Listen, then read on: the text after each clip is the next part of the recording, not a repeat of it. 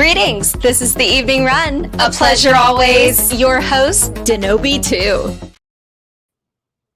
Where were they when I went through the pain of a broken DeLorean? Hello, folks. How is everybody tonight? We are going to have DeLorean fun tonight. Hot Toys DeLorean. We're going to dig deeper into the whole hashtag DeLorean Watch, Hovergate, busted DeLoreans that clearly have no hover capabilities.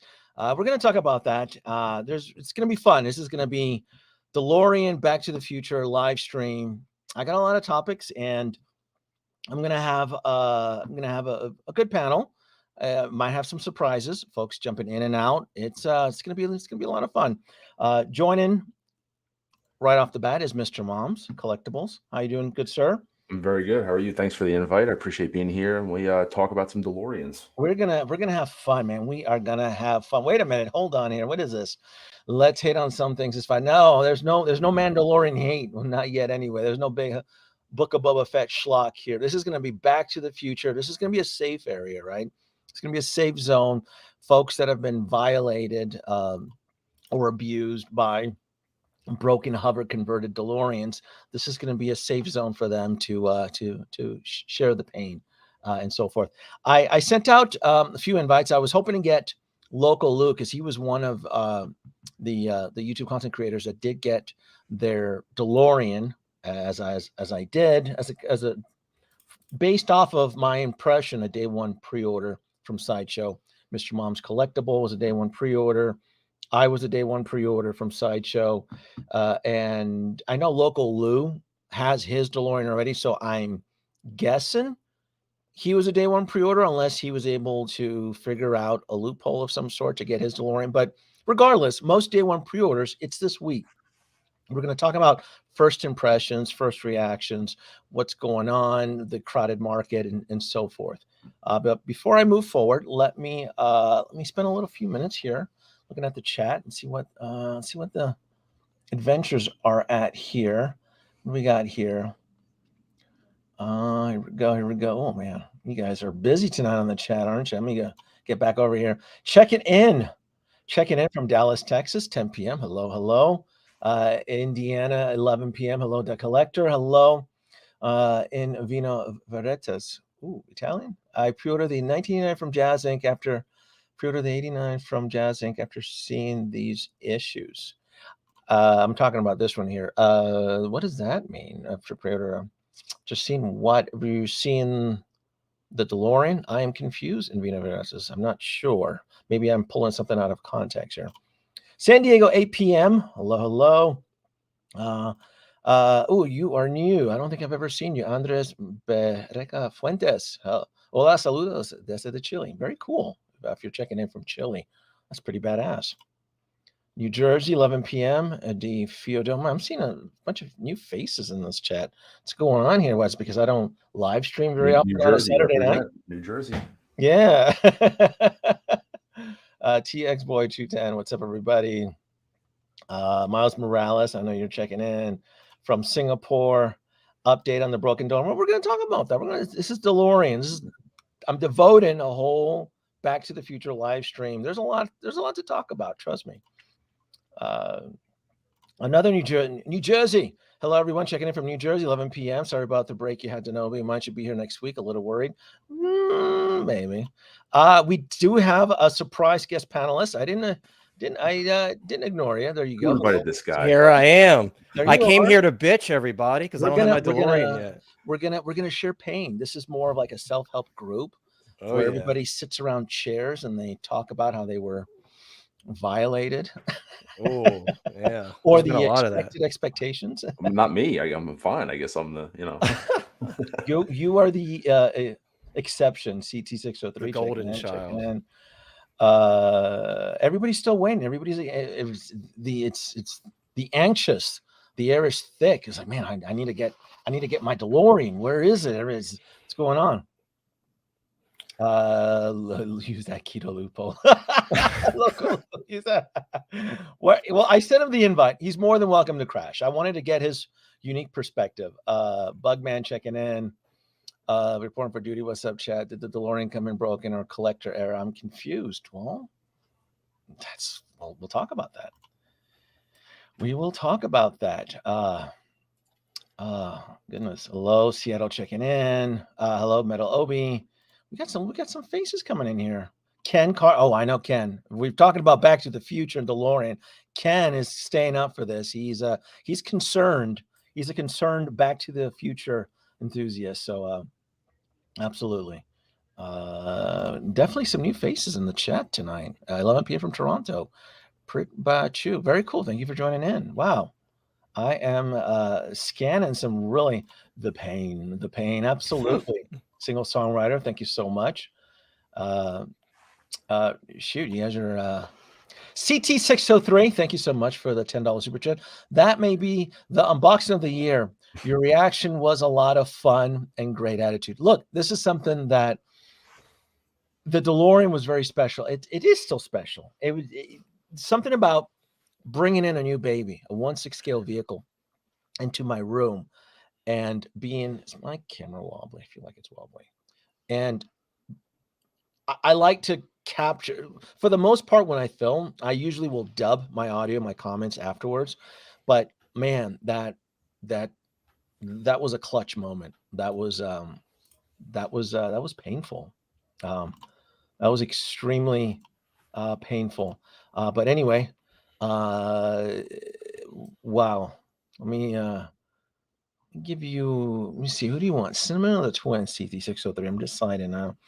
What do you for the super chat? How about Cinnamon? Wow, thank you so much for the super chat. Denobi extends his gratitude for your support. Trust knowing your contribution helps. Bye-bye. I feel like the twins are going to get action a lot more tonight.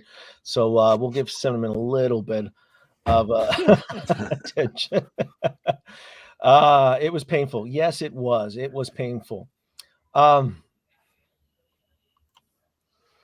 Connor, your DeLorean, did you pre-order from Sideshow? I did. So mine, I actually, I was on Savage Times. That's when I ordered mine because I was stacking up my rewards. I had a nice little stack of like 400 rewards. So I was waiting.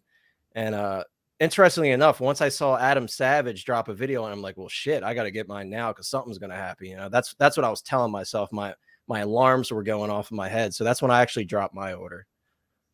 Okay. So you're going to be far behind then. I'm guessing maybe even the April ship. And I was telling Ryan with all the replacements, right? That's probably going to push me back even further. That's what I'm thinking. That's exactly why. I'm guessing because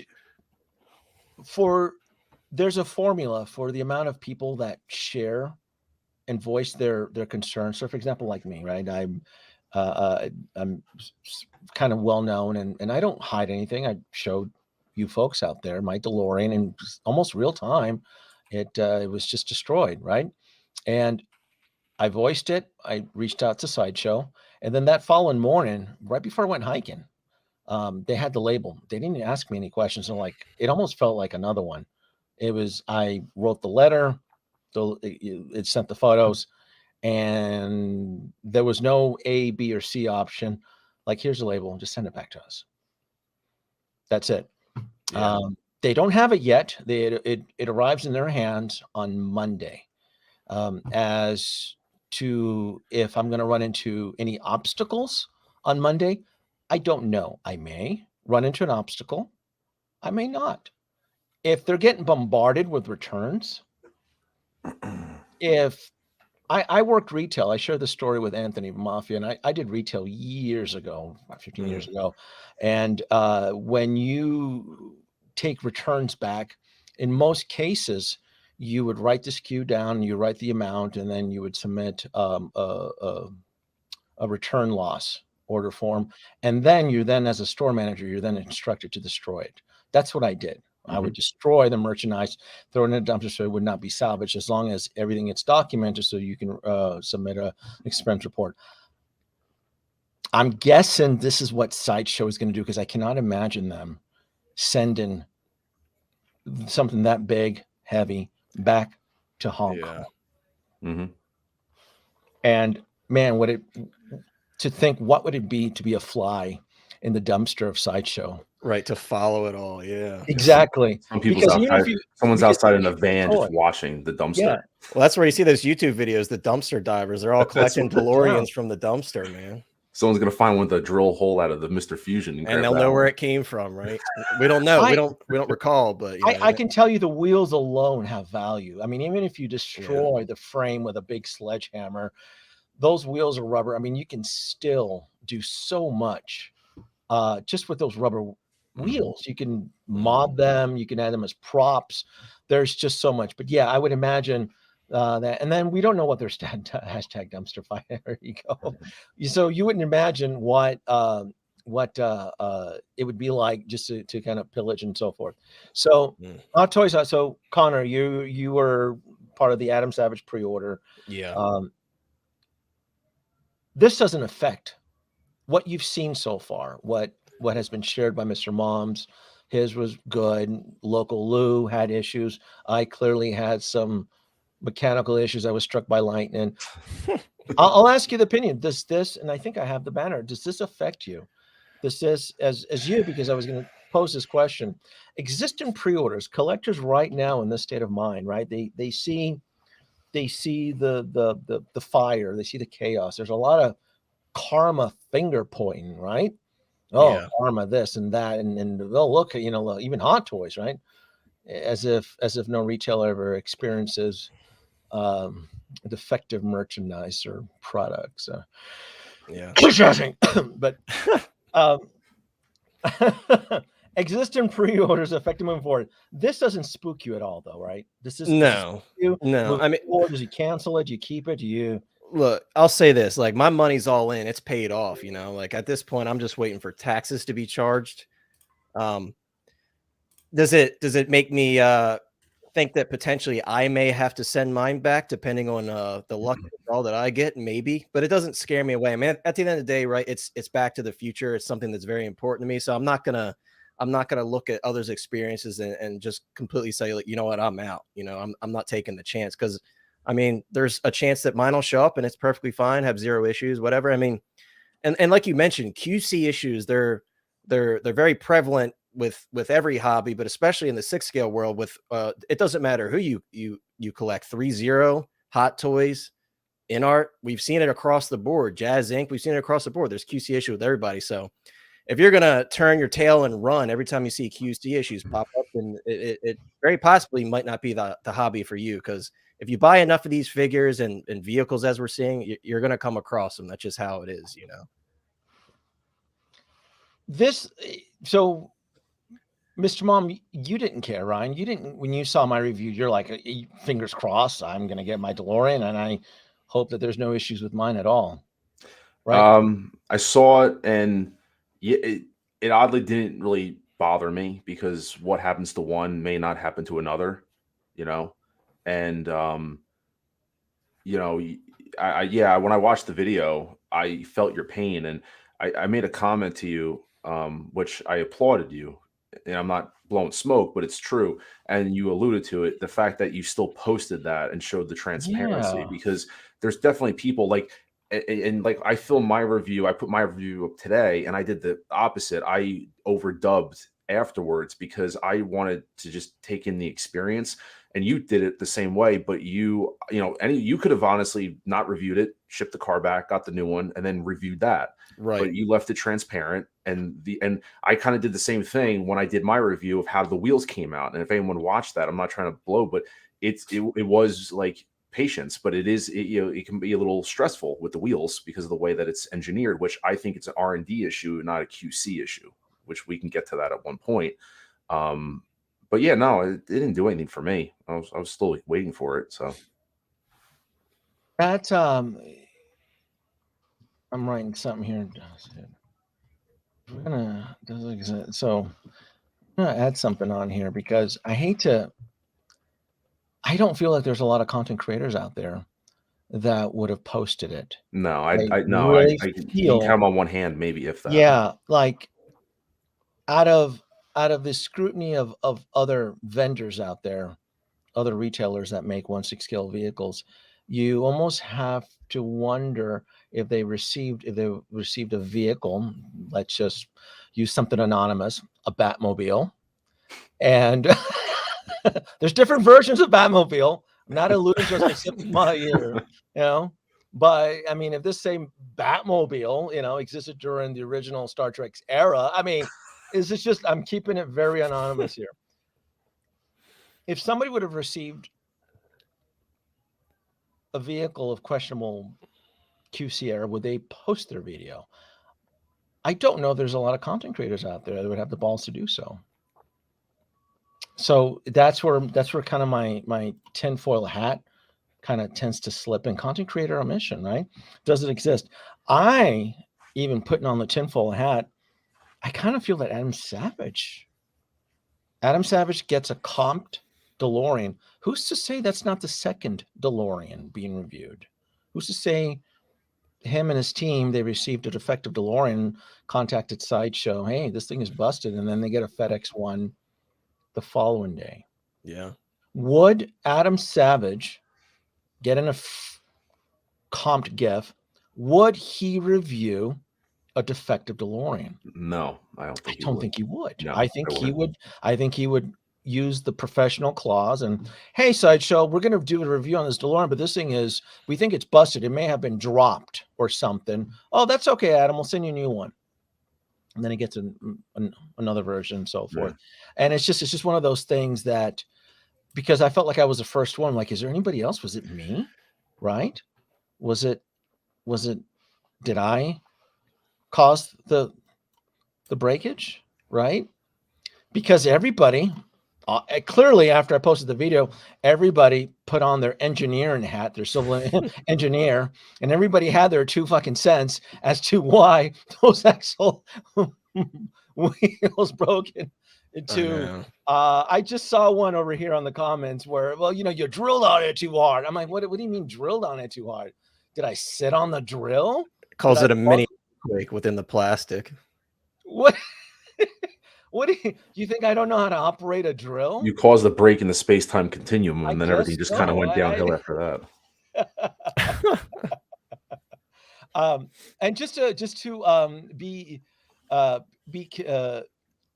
be clear, going back to like Adam, I'm not saying he did. It makes you wonder. That's where the tinfoil hat to Adam Savage is like, what if he would have gotten a defective DeLorean, and would he review it? Would the top content creators on YouTube that review hot toys and wants to scale, how many of them, if they got a defective product, would have gone through the whole review or unboxing? I just feel like there's not a lot. No, there's not. Like I said, you can count them on like one hand. A lot out there. I think the closest is probably 1/6 Mafia, but even him, because of the electrical issue, that's still pending, right? And that's something we can, when he gets his DeLorean, he can have something a little bit more biased to compare. But how many of them would actually do? It's just one of those things that it just makes you wonder. I'm gonna go with you, Ryan, first. What do you think is causing the break? Because I have a theory. I think I've studied it enough now. I'm gonna start with you, Ryan. What do you think? So, going back to, I had a time to review videos, and like I said, so what happened to me is Connor's laughing at me is, because mine got delayed like 2 days, and it was like agony apparently. So I was supposed to get it on Thursday, never did, got it Friday. So within that time, there was multiple reviews of the car that was posted, not necessarily maybe by content creators in our 1/6 scale circle, but nevertheless, they're out there. And I was watching them. I was like, okay, watch them, because I had an idea of how I wanted to film my review, because it was very important to me. And as I still say, it was the best 1/6 unboxing experience I ever had. It's something that truly, it's hard to put into words. And I know, Denobi, you say, like, when you get the car, it's like, I feel like I graduated. Like, I get 10 points because I have now a 6 scale vehicle. Came with a little hat to put. So it's like I got my diploma as I graduated. You popped your cherry, essentially. It's such an unbelievable feeling, and it still is. That's why I overdubbed when I did my video, my impressions after, because I wanted to just strictly focus on the unboxing experience. That being said, I saw reviews of people doing the wheels and stuff like that, and I saw the breakage, and I was like, huh, okay, I know how to treat this. So when I did my review of the car, I took the car out, I put it on the wheels, and I pulled it out. And like I said, when I did my review, I said I muted all the audio except for when I pulled the wheels out. I left that in on purpose, the raw audio. And I actually said that disclaimer, you're going to hear raw audio of me pulling the wheels out and doing it. And you hear the crankling of the plastic. You hear everything. Like, it's very loud. And I pulled the wheel out. I did one off camera. I admit that. I did one off camera to see it for the first time. I pulled the wheel, and getting a grip on it was hard. Like, how do you grab this thing? I pulled it and I heard a click. And I was like, okay, that's good. You hear engagement. And then I went to go turn the wheel down, and the was hitting the inside of the wheel well. I'm like, huh, okay, it's got to come out more then, I guess. I put the wheel back up and I pulled the wheel again, and I heard a second click. And the wheel looked like it protruded pretty far out. And then I turned the wheel, and eureka. I was like, oh, it worked. That's it. So then I put it up to the camera. You see me do 1, 2, 3. I did the other ones on camera, and it required patience. And I will say to people, and I know the one ignorant comment, but well, look at the instructions. Well, I don't know, Denobi, you look at the instructions, but the instructions from Hot Toys literally just say pull the tire and turn it. It doesn't say any more than that. It does require a little bit more, because you hear 2 clicks. You click, and then you flip it, and that's it. I know it sounds so simple, but I personally think, for the most part, I know you probably got more DMs about it than I did. I think it's a combination of 2 things. I think it's a combination of poor R&D. Okay. Number one, I think the axle, it's plastic. There's nothing in there that's, like I said, you could hear, I sent it to Connor, you could hear the crackling on the car when I'm pulling the tire. You hear all, like, anxiety. You hear the crackling of the plastic. And then I think people, I honestly, are being overly aggressive with it. I think that they're like, oh, pull it out, turn it. And I think that's what's called. Oh, wait a minute. So you are defaulting to user error is what it sounds like. I'm doing a mix of user error and bad R&D on the vehicle. Okay. So 50-50 user error, and the other 50 from is my bad experience, R&D. yeah, because I did it very patiently, very slowly. And, I haven't seen anyone post. It's hard. And it's when someone posts a picture, to be fair, of a broken axle and says it came like this broken, unless there's a video to show it coming out of the box, how do you know that? I just want to know, how do you justify that? That's why I know you said you got a lot of DMs and stuff like that from people sending you photos of, the axle's broken or the adjust. The community. Well, the whole situation with this video is that the community essentially evolved into a think tank. Yeah, and everybody. And a lot of it are from people who don't even own the car. Don't even own it. Exactly. That's the funny thing. And I'm not going to sit here and defend it, because Hot Toys definitely. And once again, I say it, I've been very fair. And I told you already. And yeah, the mechanism should have been there. A couple thoughts I have, and you could stop me whenever. It's all plastic, how they did it. I can see how this car got announced and in people's hands within a year. I can see that. I can see it. I can see it. What do you, okay, so 50-50. So user error and R&D. Connor, what do you think? So I've examined a few photos and, of course, your video and some other videos of people who had the broken axle issue. And it seems to be that weak point is where that pin goes into the joint where the actual wheel hinges. And it seems to be that around that area, because obviously there's a hole drilled in the plastic there, it seems to be pretty weak there from what I could tell. And especially looking at the breakage on yours, I could see like, and I would agree with Ryan. I would say part of it is user intervention. That's not defending it at all, though. I agree.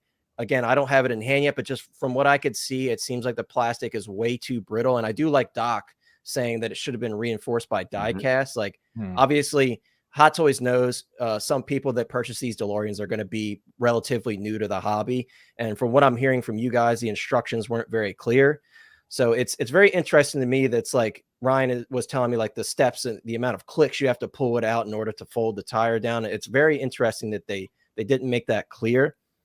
So I would agree. It is a mix of user error, but I would say it's more so design error than user error personally, just based on looking at different photos and videos and where the brakes were. And they were all very similar on all the vehicles. That's my thought on it. Yep. I'm deeply hurt by you two cats. By user error. You know that. I mean, if there's anybody in this goddamn community that's been Hey, playing with this vehicle as long as I have, it would be me.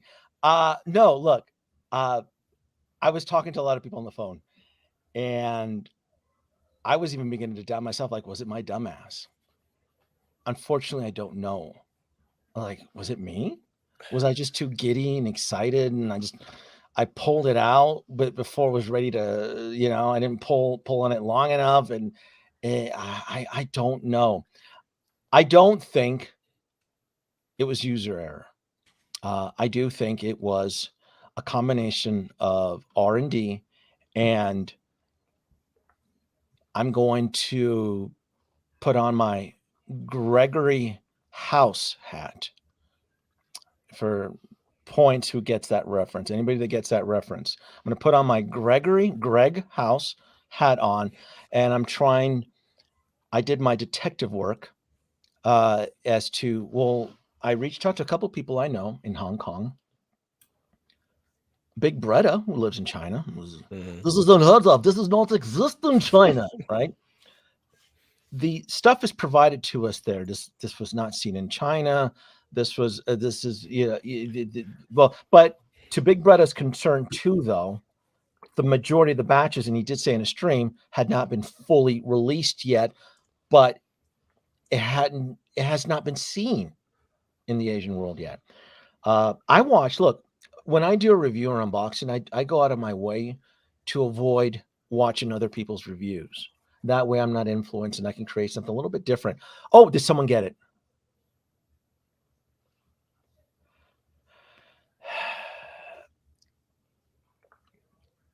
The judges need a more definitive answer to that. I need a definite answer. I'm going to have to give it to Carnivorous Lunar Activities, House with a Cane. So he gets it. Sorry, we need the complete answer. The judges need a complete answer on that one.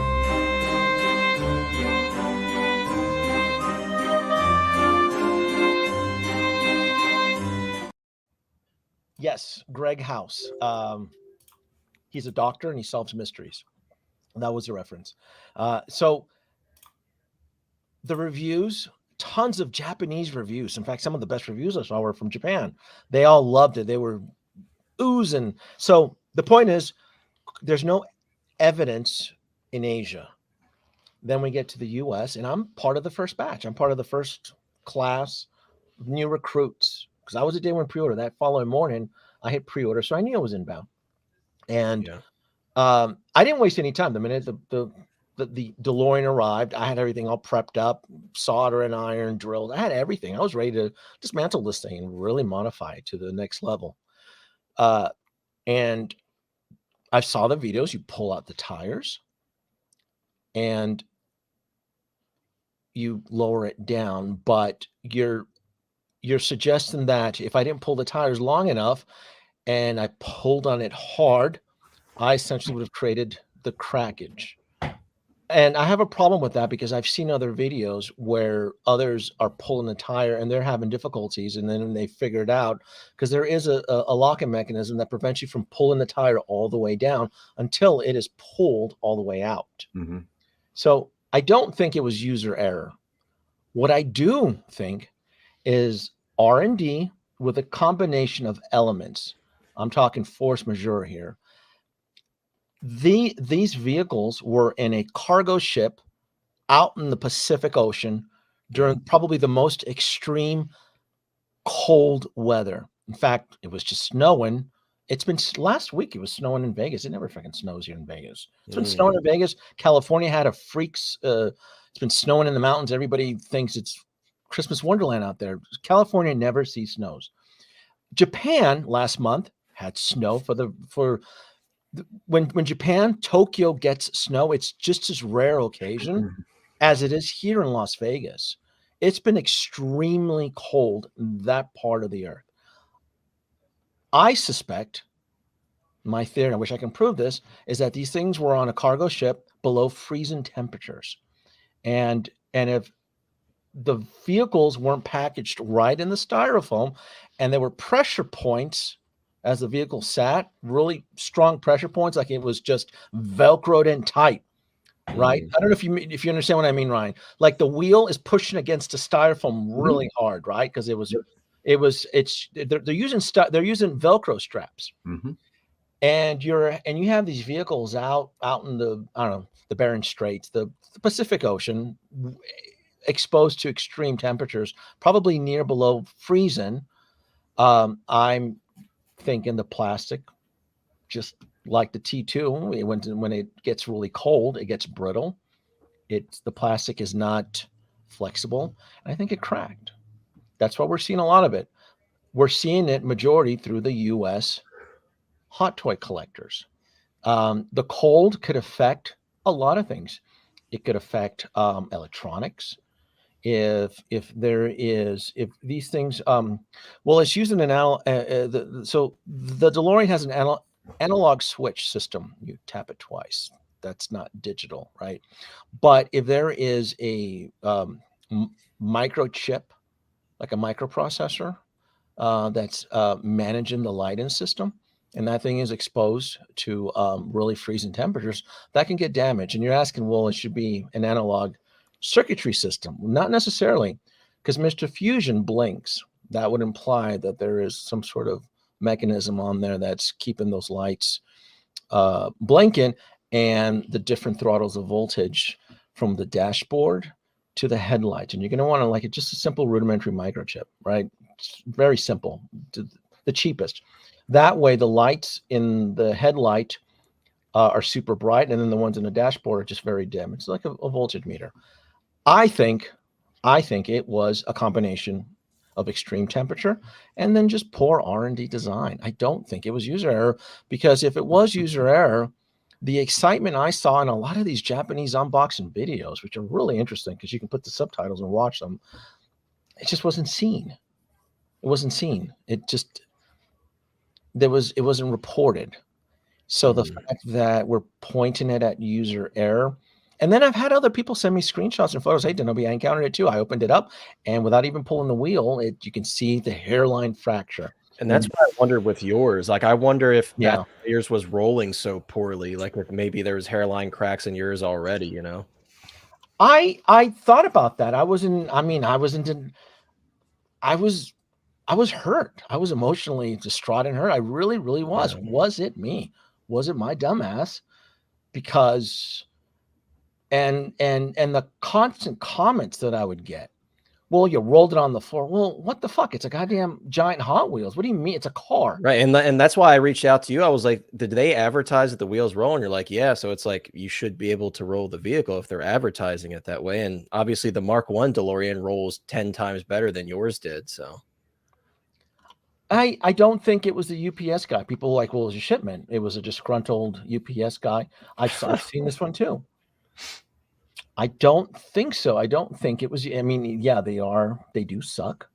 They do drop shit, but I don't think so. I think it was a combination of the long shipping from the Hong Kong distribution center, which, remember, the DeLorean. Oh, any of you can answer this question. When did the DeLorean get announced and become available in Hong Kong? Let's see if you remember this date. It was what, the last week of December? Wasn't it? No, wasn't it February? No, it was January. Connor got it. It was. Oh, did I get it? Okay, so it was last week of December. Okay, because it was. I started confusing myself with U.S. time. It was. I love this one, the broken line.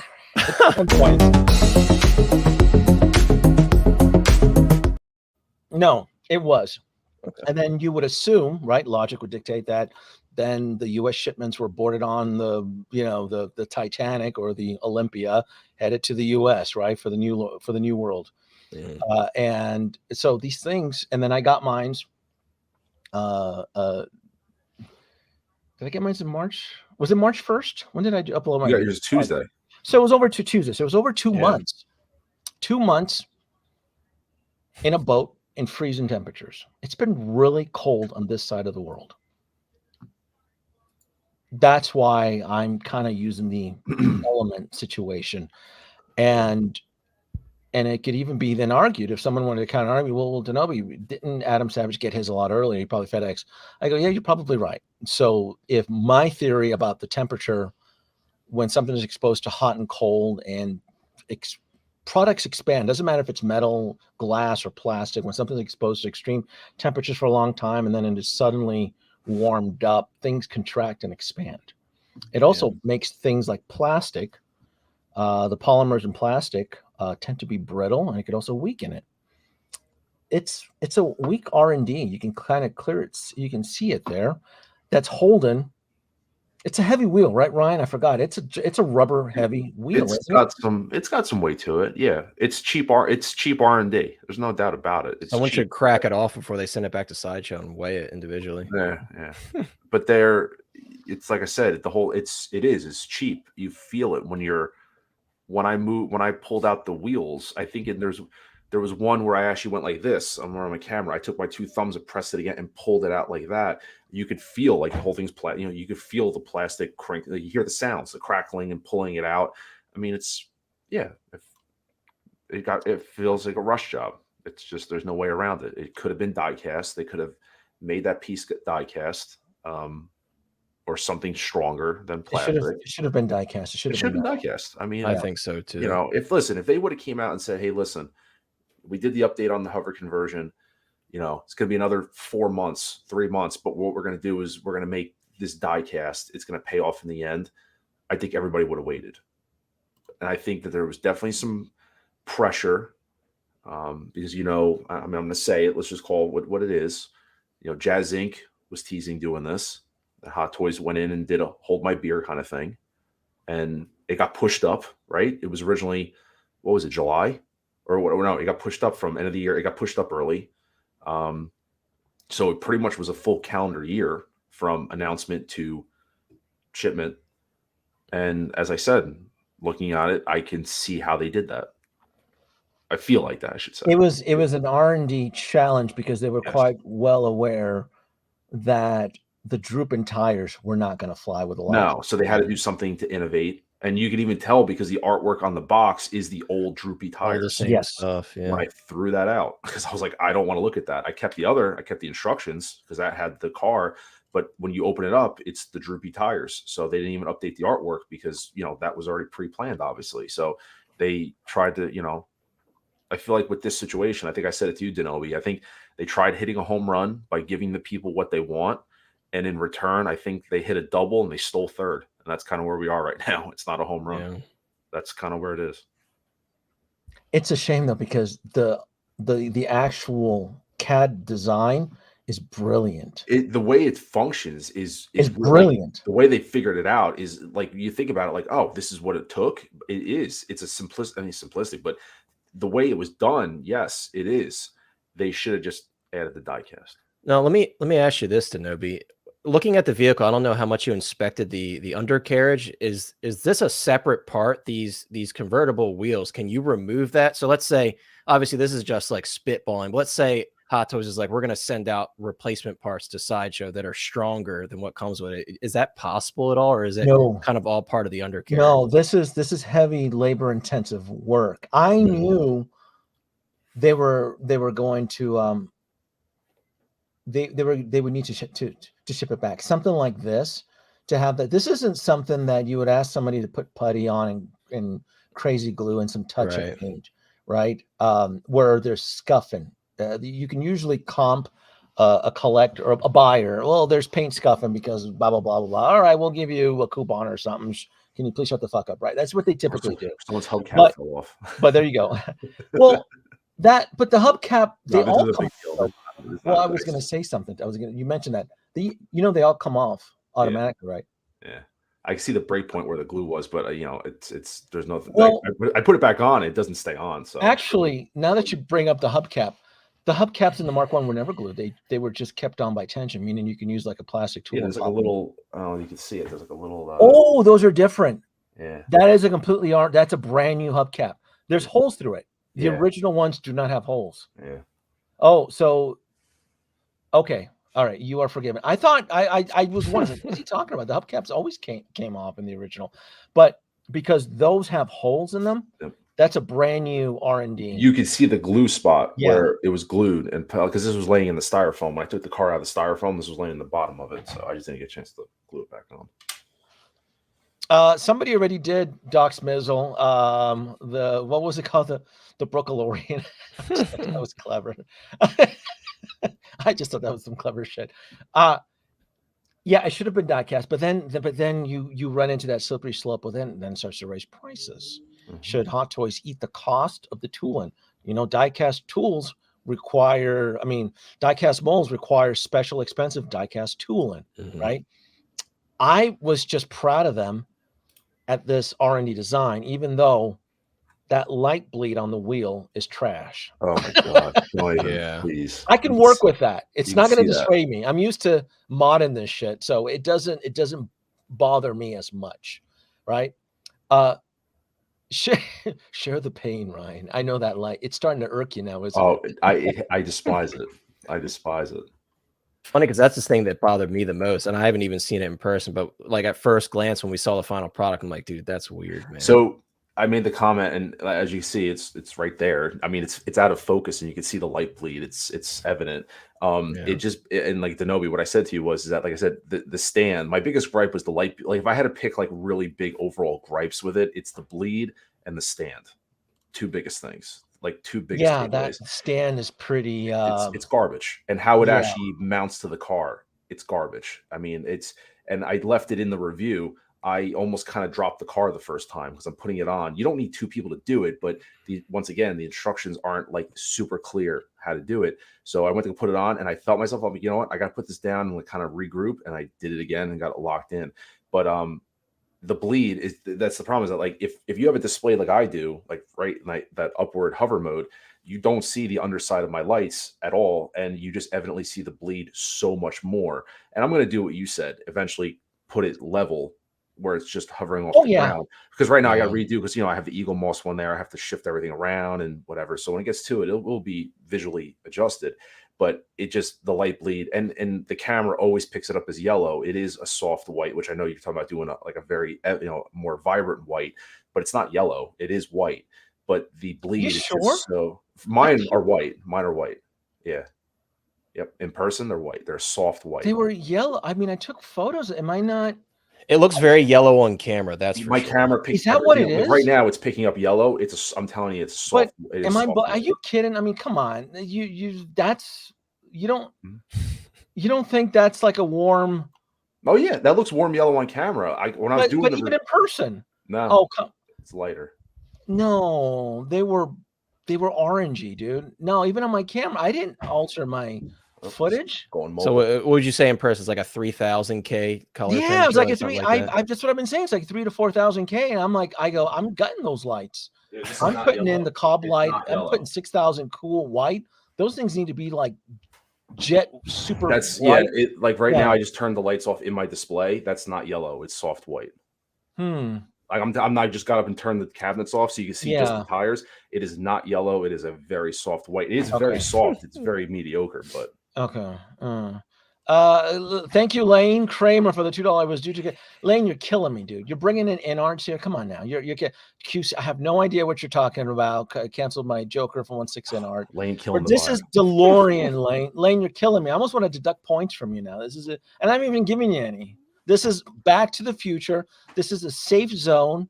These are for battered collectors that on Christmas morning, when they opened their DeLorean, they were dealt with a blow of horror, realizing that the DeLorean is now stuck in 1885 without the hover technology, and you're coming at me with it. You're hold on, you're killing me, Lane. Where's the where is my negative point? I'm looking for that. I think he deserves it. No cinnamon, negative points. Negative points, goddamn. There you go. Well, what can I say? Your comment has garnered a negative points.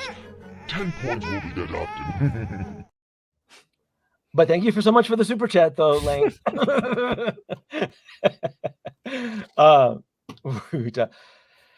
Oh God, let's get to this next one. Jesus Christ, I swear to God, this right here is probably the one that I think irks me. Is this one right here? To roll or not to roll? I mean, this is something that I thought was petty when I talked about it in live streams mid last year, and now clearly it's one of the hot topics. Well, you rolled it in the floor. Yeah, it's roll well, it's a fucking car. What are you talking about? Did you roll yours, Ryan? That's a funny question to ask. I don't think anybody's going to roll theirs after they saw your review, Denobi. After I saw your video, I think you killed that for the whole community. Wife even said to me, she watched the video and she saw me. She goes, "You're not touching that thing to roll it, are you?" I was like, "No, I'm not touching it. No, that thing wasn't rolling." No. Yeah, that's what Ryan and I said to each other. We're like, "I'm not rolling mine. Are you rolling yours?" No, He's like, reason. "No, I'm not rolling." My car's flying. You don't need to roll, so I never even attempted to. There's no reason for me to even try it. No. Even though in the instructions it tells you it rolls. Even though when Sideshow did their first unboxing, first look, and it rolls. Even though they never showed it, did they? The instructions actually only tell you that the wheels turn left and right a certain degree. They don't actually mention anything about rolling in the instructions. They actually only look at the and I'm only saying that because people were giving me crap, and I have to say, because when I posted something about it, they kept like those who do not have the car. I think I posted a 30-second video of me taking doing the hover conversion, and people were kind of like, "Why are you posting that?" And I'm like, "Well, it's obvious people are having concerns of how it's done." Well, don't the instructions just say pull it out and turn it? I'm like, if you don't have the instructions, they're very simplistic. Like, they don't say that. I went back and looked at the instructions because I think I sent a picture of it to Nate, and I happened to look at it. It actually only states that the front wheels turn a certain degree left and right, and it doesn't mention anything about rolling at all. So was I caught in the Quantum Mania Mandela effect then? Because I swear Sideshow and everybody was advertising that this thing rolled. Back to Lane Kramer. QC issues. Once these products bring up another QC issue. Okay, so this question then goes to the original one then, Lane, about it was this one here. So then you are actually pertaining to moving forward, cancel, keep, and wait, right? This situation has not spooked me at all. Absolutely not. There's no way in hell. I've been in this game long enough that I'm used to overcoming challenges with these type of products and hot toys. I can only imagine what it's like dealing with these type of hurdles through other retail vendors, right? I don't know what it's like if you get a bad Joker that has bad magnets. I have no idea. I don't know what it's like if you get a Batmobile with bad pinstripes. I don't know what the options are presented to you. Are they going to tell you to use a red Sharpie marker and figure it out, or are they willing to pay for the expense of shipping to haul it back to the other side of the world, right? And every case is handled a little bit differently. I've just learned from experience that when you have a platform and you bark loud enough, you do end up getting special privileges. Proven it. It's not something that I hide. I bitched really hard about the module cases. Where's my module cases, Brian? A couple weeks later, they show up at my front door. But yet, the DeLorean, who placed his module case order exact same day I did, has got pushed out till, I don't know, what is it, like the summer toy fair? DeLorean? What is it? So it's different when you have a content creator with a platform. It doesn't matter if you even have 1,000 subscribers or 100,000, but if your voice is loud enough and you make a big stink, you do get special treatment. So I don't know what it's like if you don't have a voice and you buy a Batmobile from Jazz Inc. What happens there? I don't know what it's like if you buy a Joker from InArts and it's a third-party vendor. They're not even allowed. They're not even legally licensed to distribute it. I don't even know what that obstacle is. No clue. But what I can tell you is that I bought my DeLorean through Sideshow, submitted their automated system, spoke to a human being. He was gasping at the other phone. Following morning, the label was there. I printed it out, threw it in the vehicle, dropped it off at the UPS, and I went hiking out in the mountains. That's what I do on my day off. So and and if you answer this question, Lane, I don't know if you have the DeLorean on pre-order. Are you keeping it? Or are you moving forward? Or He doesn't. what's your stance? I'm assuming he's keeping No, it. he definitely doesn't. He didn't pre-order it. He didn't pre-order it. No, he didn't. All right. Can security? Can you escort Lane Kramer out of the? You're killing me, Lane. Don't here. Can I go 20 negative? No, Lane, I'm messing with you. real See, quick. look at this. Look at this. Yeah. See what I mean? Amen. Hallelujah. Catching strays. Yeah. The instructions. You didn't hate enough. Oh, I love this one. Hey, DeLorean, you just didn't hate enough.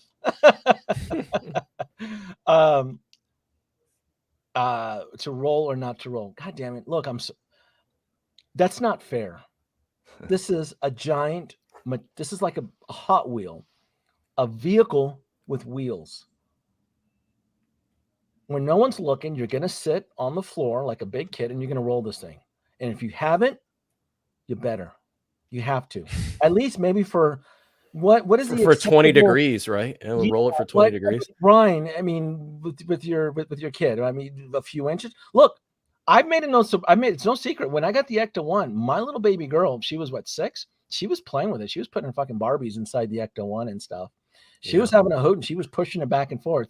I mean, bless her soul, she couldn't push the Ecto-1 because it was so goddamn heavy, but she tried.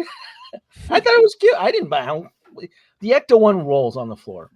The first Mark 1 DeLorean rolls. The the Christopher Nolan Tumbler, it rolls half-ass. The Bat Pod rolls pretty well. The Bat Pod rolls pretty well, but it's a small vehicle. It's a bike. I mean, with 2 giant fat tires.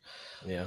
The 89 Batmobile, when I got to play with it in person, it rolled to a certain point, as long as you release the safety mechanisms, because the wheels are locked in place.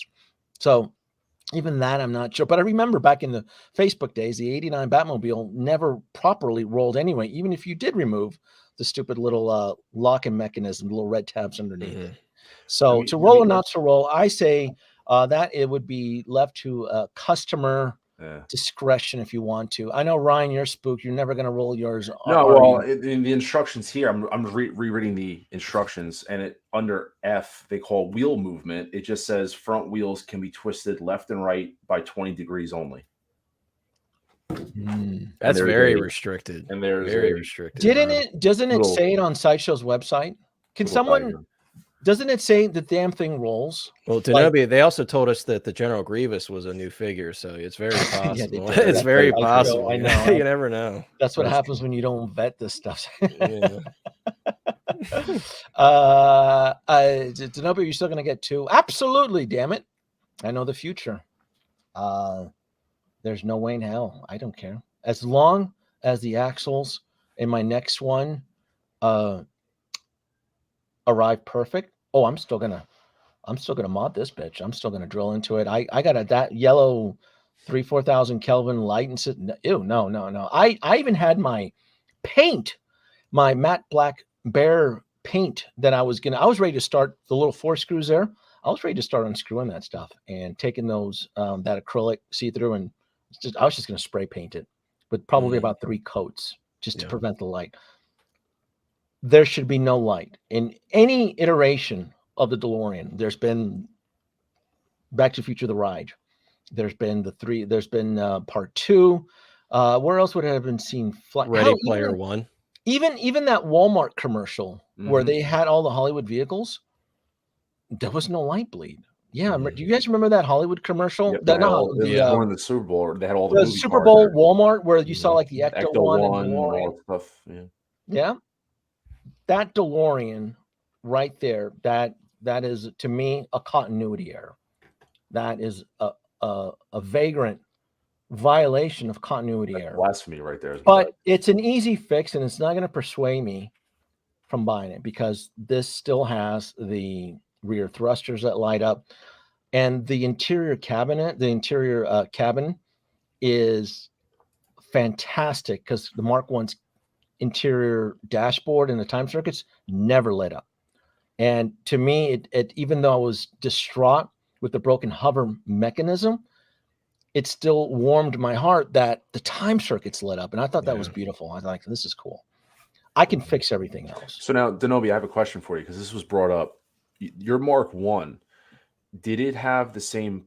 I understand for this, when you actually activate the lighting system, it's a push button under the hood. You press once for the interior car, and then you press 2 for full light up. Was the Mark 1 like that, where you had the button under the hood? It has the exact same button, but it does not have the analog switch, meaning double tap to switch Because lights. Brother Cousins brought that up on Mafia stream, that is preventing.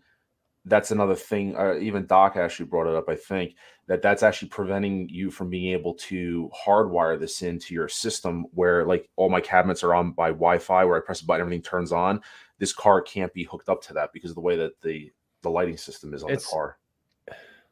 It's the same way with the Dark Side Anakin base, by the way, because I have all my display. So like you plug this in USB. Oh, so you know what? You know what? You just you gave me some evidence here. You gave me some Dr. House evidence here, and which I didn't have the vehicle long enough. I quickly boxed it up. So when it's plugged in USB and it's all lit up, right? And you unplug the USB and you plug it back in, do the lights turn off? Or did they come back on? No, they stay off. You have to manually press the button to turn the car back on. There's a microchip in this thing. Temperature, but it's more evidence there. Oh, that makes sense because the Dark Side Anakin base has that pulsing effect, so that has a microchip in it as well. There's a rudimentary microchip, because if it was a complete analog system, so when you unplug the USB and you plug it back into it, the lights should automatically turn on. But because if it's all powered on and you remove the power source and you plug it back on and they don't turn on, that's acting like a digital system. So there is a chip or something there that could have been affected by the temperature, which could have affected the wheels. So again, this is all speculation, but to me, I think it's the best. That, and with a combination of the poor R&D, which they should have used more of a stronger plastic polymer on those joints. I get it, diecast is expensive, but there are different formulas of plastic that would have been a lot stronger, maybe even thickened the actual struts, add a little bit more thickness, even though, I mean, look, the hover struts aren't even technically canon, because the hover struts actually change from different versions of the vehicle that's being used. If it's a miniature model, if it's from Back to the Future the Ride, if it's from certain, because the effects were shopped out from ILM. And this is more like a how do I call it? I call it with the proton packs. This is like an idealized version. Exactly, where they took creative license, and it's not bad. It's actually not bad creative license, because you can't argue one's not right or the other, because you can source it to, well, this is part of that car, this is part of that car. So it's like an idealized version of the vehicle. Yeah. So again, once I get my DeLorean, I'm still buying a second one. Now, what sucks, this is where it sucks, if we want to talk about customer service and so forth. My plan for the second DeLorean was going to go through, it was either going to be through Alter Ego or a couple other trusted vendors that offer free shipping and no tax. But now there's an equation thrown into the formula where, well, Denobi, if you go through outside of Sideshow, this mom and pop shop will most likely take care of you, but there will be an exuberant amount of time. And I encountered this firsthand with Alter Ego, where I purchased Ahsoka Tano, the Toontown version, and it showed delivered to my front door, and it never was, because I was working from home that day, waiting for the stupid thing to drop. And UPS swore that they dropped it in front of my door. So it was, I reached out to Mark from Alter Ego, and he's like, "Oh, Denobi, I'll take care of you, but I have to file an insurance, then I have to submit a report to UPS and have to do this. Give me about a week or so. Once I get everything cleared, then I'll go ahead and ship you another Ahsoka." That whole insurance filing and UPS pointing the finger and this and that was 2 weeks. I remember that. It was 2 weeks to deal with that. Mark took care of me. I'm just saying, it's his power range, right? Mark's like, Denobi, I believe you. We got to do this, and this. And then After the 2 weeks, they says, all right, Denobi, I got the approval for my insurance slip from UPS because everything gets insured through him. Now I'm allowed to send it and so forth. And so then because he's out in Wisconsin, I think he's in the Midwest, that still took 5 to 6 days for arrival. So that whole situation was close to 3 weeks. Now, I love Mark. I really do. He knows exactly who I am. But that was not very efficient. And I get it. He's running a business. Look, I'm not going to jump off a bridge for Toontown, Ahsoka, but the fact that it just took that damn long. Yeah. And now I've been spooked. I'm like, well, if I go through one of these other places and I run into Hovergate, how long is it going to take me to deal with all that shit? Well, you know what the funny thing about it is that how like, depending on the volume and I talked to Connor about this, and just a theory, not my theory, said, but can Sideshow arguably decline returns if they think that at one point this is user error, and can they decline returns and say, hey, we don't think this is just because they're getting so overwhelmed? That would be user. I'm not saying me saying user error. I'm saying if the overwhelming amount of inquiries they're getting, depending on what they are, they might try to, like you said, slap people with, hey, we'll give you credit. How many of these cars can they physically take back and send out new ones? Like you said, people like Connor are going to get pushed way back because now, the second batch might be all returns that they're swapping out for people. Exactly. And I'm going to be set priority now. So that's why I was kind of joking with Connor in the beginning. I'm like, look, you're probably going to get yours. It's true, though. It very much is true. I'm going to be that could have been his is going to get pushed back because that's going to go to somebody that has mine's already at somebody else's house at this point, dude. It's gone. I have yours. What are you talking about? Probably. That's true. And then this is something that I had mentioned too. I was just telling people like for the percentage of folks that report it on social media or whatever, there are also others who don't report it. And so how common is this? How serious is this? Because look, if there's one thing we know that Sideshow is good at is that they take care of. And it sucks for Connor now or anybody else that decided to pre-order who didn't want to pre-order, but it's going to be this first batch that's going to be taken care of, right? Because word of mouth is spreading. They want respectively. They want to shut that up. They want to shut that up as fast as possible. Yeah, and if whether or not it's going, because I even saw they'll just make more. I don't think that so. ship has sailed. Right, it's not that easy just to re-gear up to make. Some I was going to say, I think that ship has sailed. I think it's done. To be honest with you, I really, really do.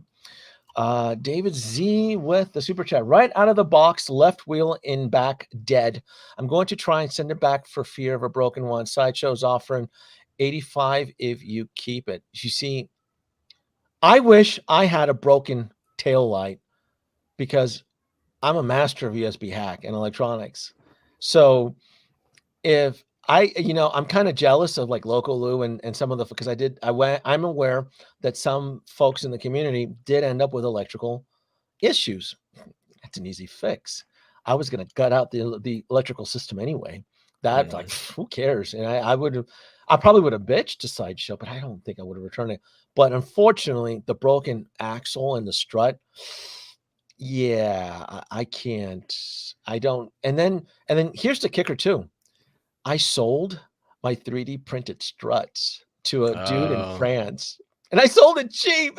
Oh man! And then Thomas, the guy who printed for me, he's not even doing that anymore. I'm like, oh come on, man! I just gave away those 3D printed struts.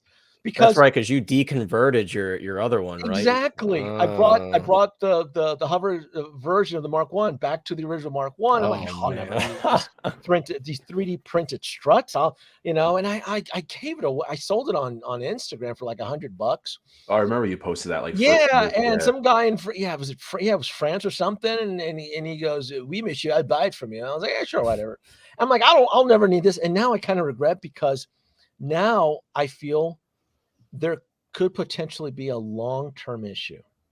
And where I'm going with that is, hold on. I don't want to forget David super chat. But I won't forget you, David. Let me tell this quick story here.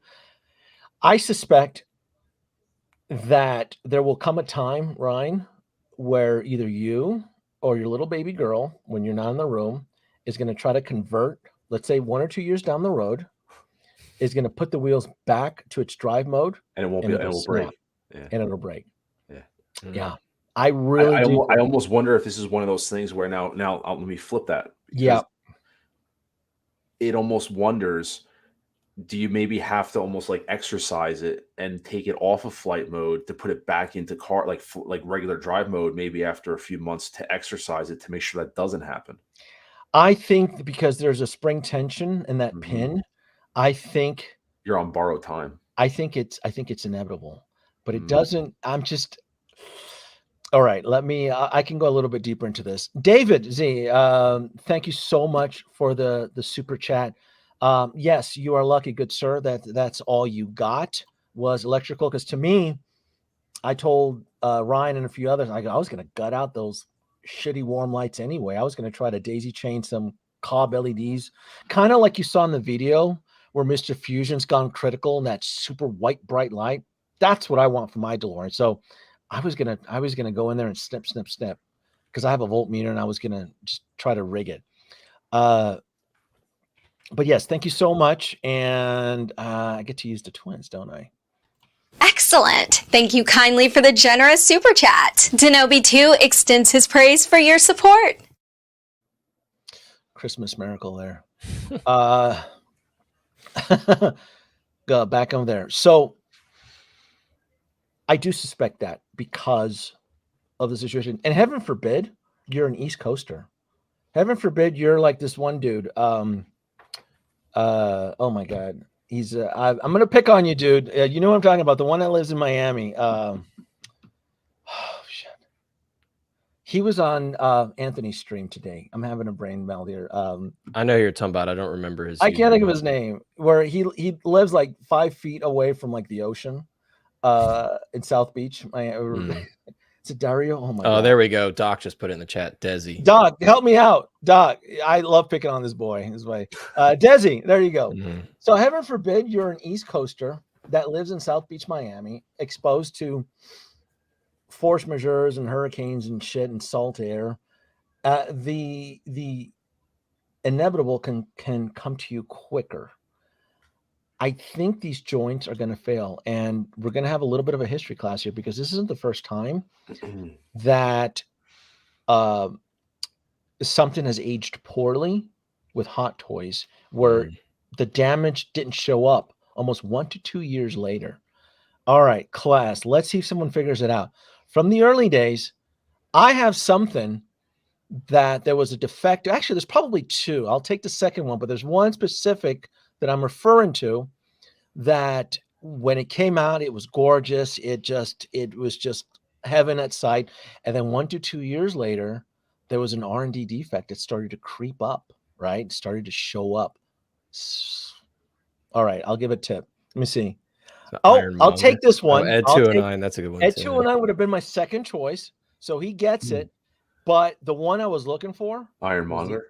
Yes. I said it first, Ryan. Did you? When did you say it first? Oh, we could really replay. I said Ironmonger before he pulled up the comment. Did you say I wasn't listening? I did not hear that. Right. That goes cracks around the waist. I did not hear that. I'm just saying. There you go. Yes. So it's not uncommon that the Ironmonger mine developed cracks around the taint area 1 to 2 years later. But yes, it was the Ryan and I did a video on that, so we know all about that. We talked about that. Yeah, it was the Ironmonger, and then the second one would have been Ed 209, which 1 to 2 years later, the actual rubber started to crack and so forth. So, but yes, so it's not uncommon. In fact, not just Hot Toys, right? It's not just not just Hot Toys. Remember, it's Is he frozen for you? Yes, he's frozen. Let's just pretend that he's still talking. Well, I think that are we live on stream? It says everybody in the chat. Can you still hear us? Are Can we all anyone hear here us? for you? It says we're live. I would imagine we're still here.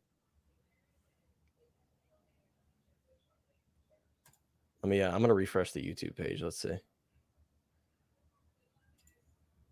Oh, Lane says yes. You guys can still hear us, but Denobi's frozen. You guys are sitting He said Denobi minus 10 points. Minus 10 points. Oh, am I back? Am I back? You're back. There you are. Yeah. Okay. You went back to the future for a minute. Okay. Whoa. It was Denobi's frozen. Was the live stream still going on? Yeah. Did you yeah, we're good. Yeah, we hijacked it for did you hijack it? Okay, good. I have to sometimes I don't know what's going on. Maybe the internet's acting. It's Hot Toys. You're talking too much smack about the DeLorean. They froze That's you. what it is. Hold on. I'm gonna have to reset the system. Is there a virus? Is there a Jasmine virus or no? I'm just was sabotaged by Hot Toys. I've been letting out some of the secrets, the historical secrets, the historical context said. But anyway, the point of the story was that look, as Hot Toys, there's certain products that did not age correctly, as is the Justice Mobile. It didn't start to buckle and warp almost until a year later. So it happens. It happened to me. I can speak from experience. It happened to me. Can it happen to the in-arch Joker? See, I don't know. That whole Joker fiasco is a whole big mess. But the point of the story is that certain products, for the most part, will probably age correctly, but others may not. So that is a risk. And now that because we've kind of Scooby-Dooed the mask off of the of this week's villain, and then you ask yourself, well, is it going to stop me? Is it going to stop you from getting more? Well, not me. You know what I wondered looking at this photo. How worse do you think the car? I mean, this is just a hypothetical. If they would have left it the original way, the hover conversion, if they would have left it the original way with the droopy tires, like how much worse would it have been? I don't think it would have sold as much. Yeah. Oh, not at all. I don't think I want to pre-order. Yeah. Well, we went all in. I mean, we ordered it regardless, I guess, and hoping for a Hail Mary that they would have switched it. But I don't know, man. It just and to me, this is the best look anyway versus that flight stand. Well, that's what I'm going to do with mine eventually. Is do something like this, something really like small, so it keeps it low to the ground, very few inches off the ground, because that's how it's. I like that, the hover, just the really low hovering off the ground look. Oh yeah, that's another good one. Pink panties, yeah, that's right. That was one of them too. That one was to me of an easy fix. I did see collectors paint and use acrylic paints to fix it. I never encountered it. Again, that could be something because I'm in the desert, but I never encountered the whole pink panty situation.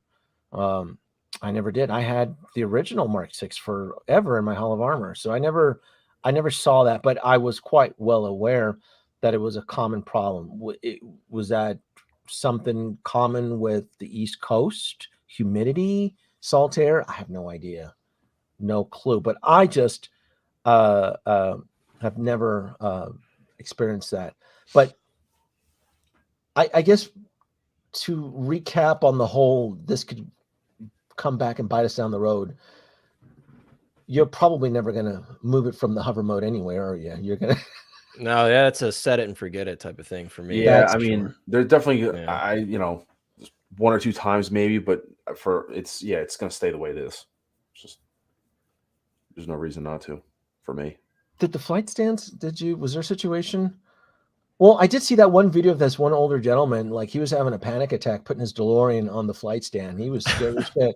I forgot who it was. It looks rickety as hell, man. It is so rickety. Like, it's not even funny. Like one of mine, I forget which pole. I forget if it's the small, because there's like a taller one, a smaller one to achieve that pitched look. I forget which one. One of them locks in tight, not like a click lock, but you could feel like when it's in, it's like good. The other one, literally, you just pinch it with like your fingers and just pull it right out of the main base. Like it doesn't, like it's very scary. And how the car sits on it is like, it's the cheapest thing. The way the car sits on it, personally. I never intended to unwrap that flight stand anyway. I ended up removing it when I was certain I was just going to throw away the styrofoam in the box, which I did. I threw it out in the recycle bin, and then when I saw the cracks, I quickly ran down. I'm like, I gotta get this shit. Dumpster diving. I've dumpster dived my recycle bin. I'm like, get your ass out of there. You're going back.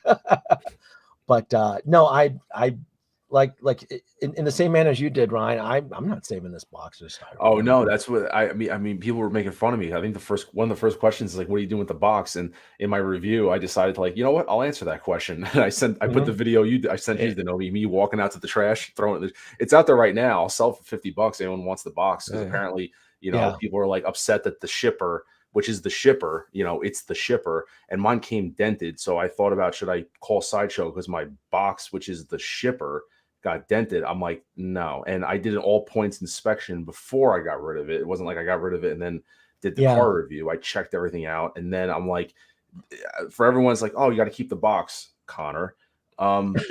Wait till listen. I've got a spot nestled in my attic right next to my HasLab Razor Crest box, and they're going to be there. Listen, I have no intention of ever selling this thing, so there's no reason for me to keep the box. See you later. Neither do I. I'm sorry, Connor. I got Wonder Woman 84. Guess where the box is? It's right next to the DeLorean in the trash can. It's not even a pretty box. It's not even worth it's not even really a box anymore, right? No, like the Mark 1 DeLorean, correct me if I'm wrong, that was like an actual, like somewhat of an art box, right? No, it's a brown box that they printed the black and white picture of the DeLorean on it. So like for anyone that was like, oh, I'll display it, it's a brown box that it's pretty ugly. I wouldn't personally display Connor, that. so you should throw it out. No, it's got a spot already. Oh, wait a minute. Oh, shoot. He has a point here. All right. Every now and then, Doc Smizzle, 10 points, Doc. I actually have to agree with this one now. God damn it. That's a good point.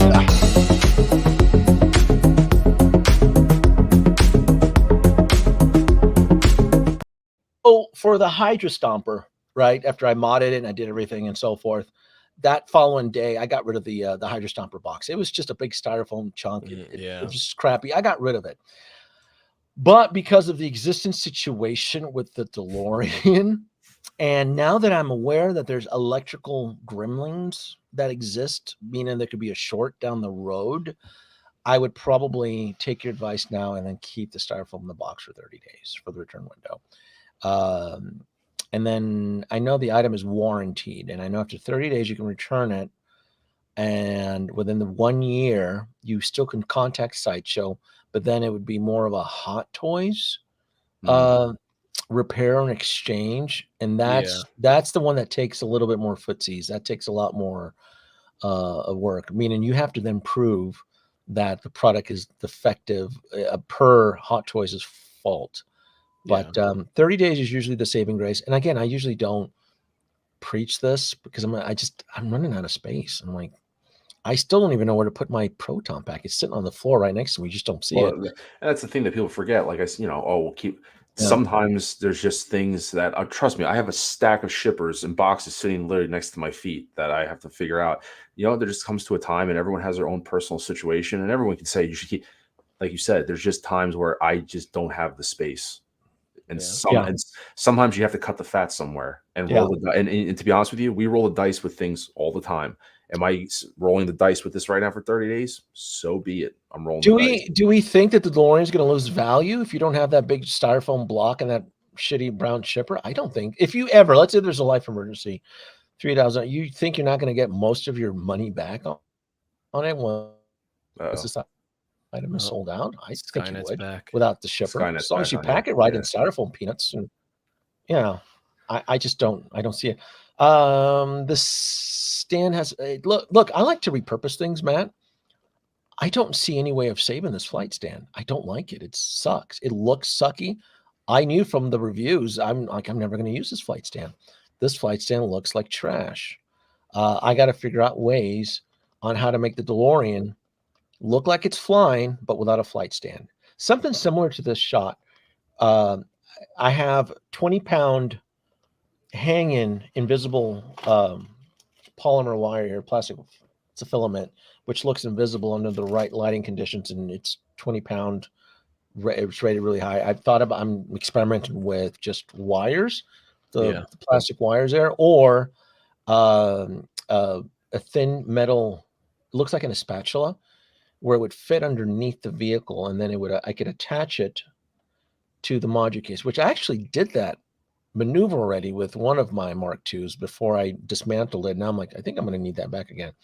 But it's what magicians would use when they're levitating a lady through the hoops, that lady is on a platform, kind of like a lift, but because you're looking at it from the front point of view, you don't see it. You don't see it. So those are my two options. Anything, and here's the thing too. Let me see if I can pull up this.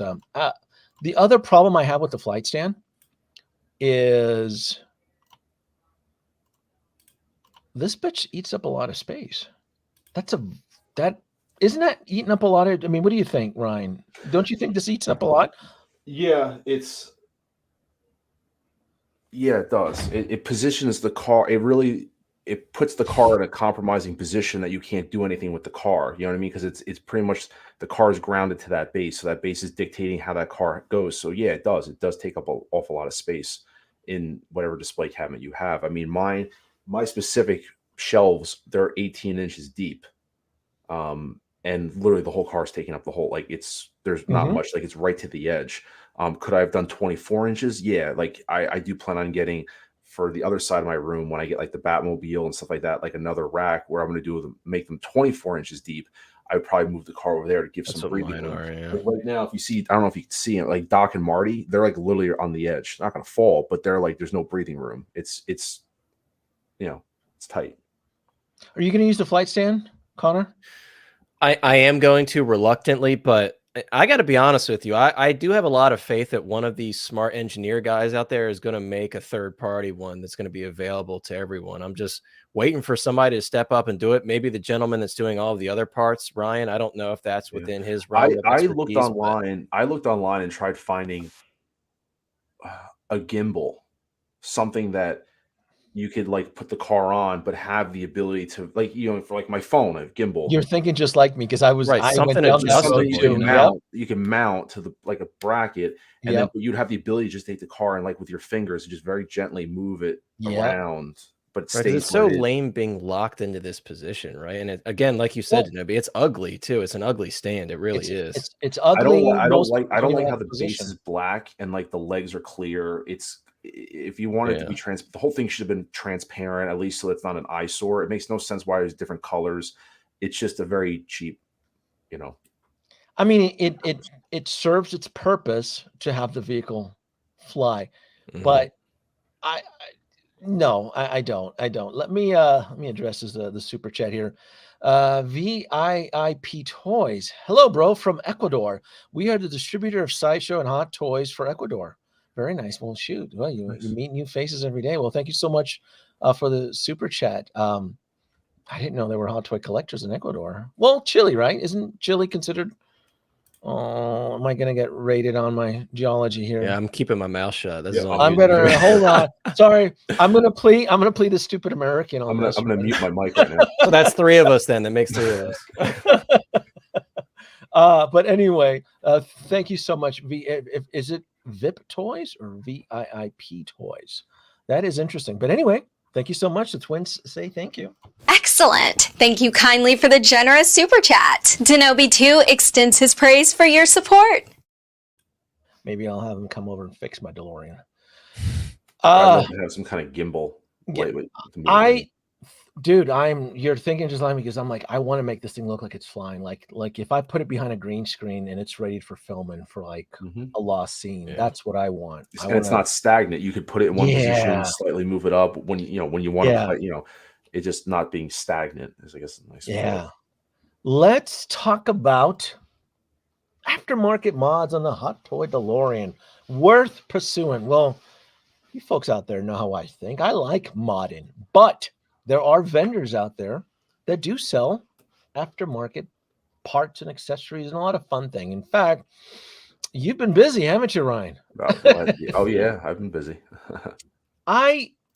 I'll answer this one. So I like to mod the vehicle. I like to do if it's painting, wiring, removing things like that. I have never been a big fan of the marketing or the labeling. It's really weird. Like, I've never cared enough to go out of my way to have the Nike swoosh logo on his sneakers. I've just never cared. I've never cared enough for the Goodyear logo on the tires, even though I think it looks cool. I think it all looks cool. Or the Reebok, or it's all the product placements. Mattel right? on the hoverboard, yeah. Yeah, yeah. Even though I think it would be cool to have Mattel hoverboard. I mean, they have the logo, but not the actual name. I've never lost sleep, and I understand that within the Back to the Future community, it's almost a religious must, but it's never gotten to me. But I have gone out of the way to get the metal license plate. So to me, that makes sense versus a sticker, right? I'm like, well, cool. The guy, John, Metal John on Instagram, he makes the metal 1/6 parts, right? To me, I saw the value in that. I'm like, well, cool. It's a high-end metal license plate that serves the purpose of my mod. So that to me doesn't bother me. Now it's expensive too. Well, at the time, he doesn't do it no more. I actually spoke to him earlier tonight. He was charging $60 for this thing. But I know that there is another vendor, Mike Lane, which I used him. I learned of him when I fell down that stupid rabbit hole of building the Enterprise. You got to have this for the escape pod. You got to have this. You got to have glue. I'm like, oh, this is too much. This is what have I got myself into? Fucking Enterprise, right?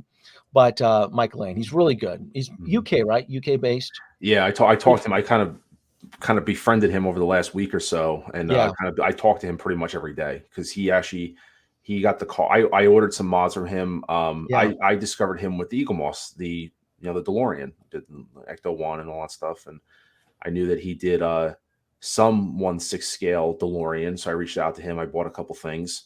I have more things on the way, but I talk to him every day because he's waiting on getting the car also, and he has future mods planned for it. So he's waiting to get the car to kind of bounce ideas off. So I've been talking to him like almost every day, bouncing ideas. Yeah, and he's been busy. He's probably been taking a lot of because he's overseas. You want to make sure those orders are in to anticipate arrival. That way you can start to work, right?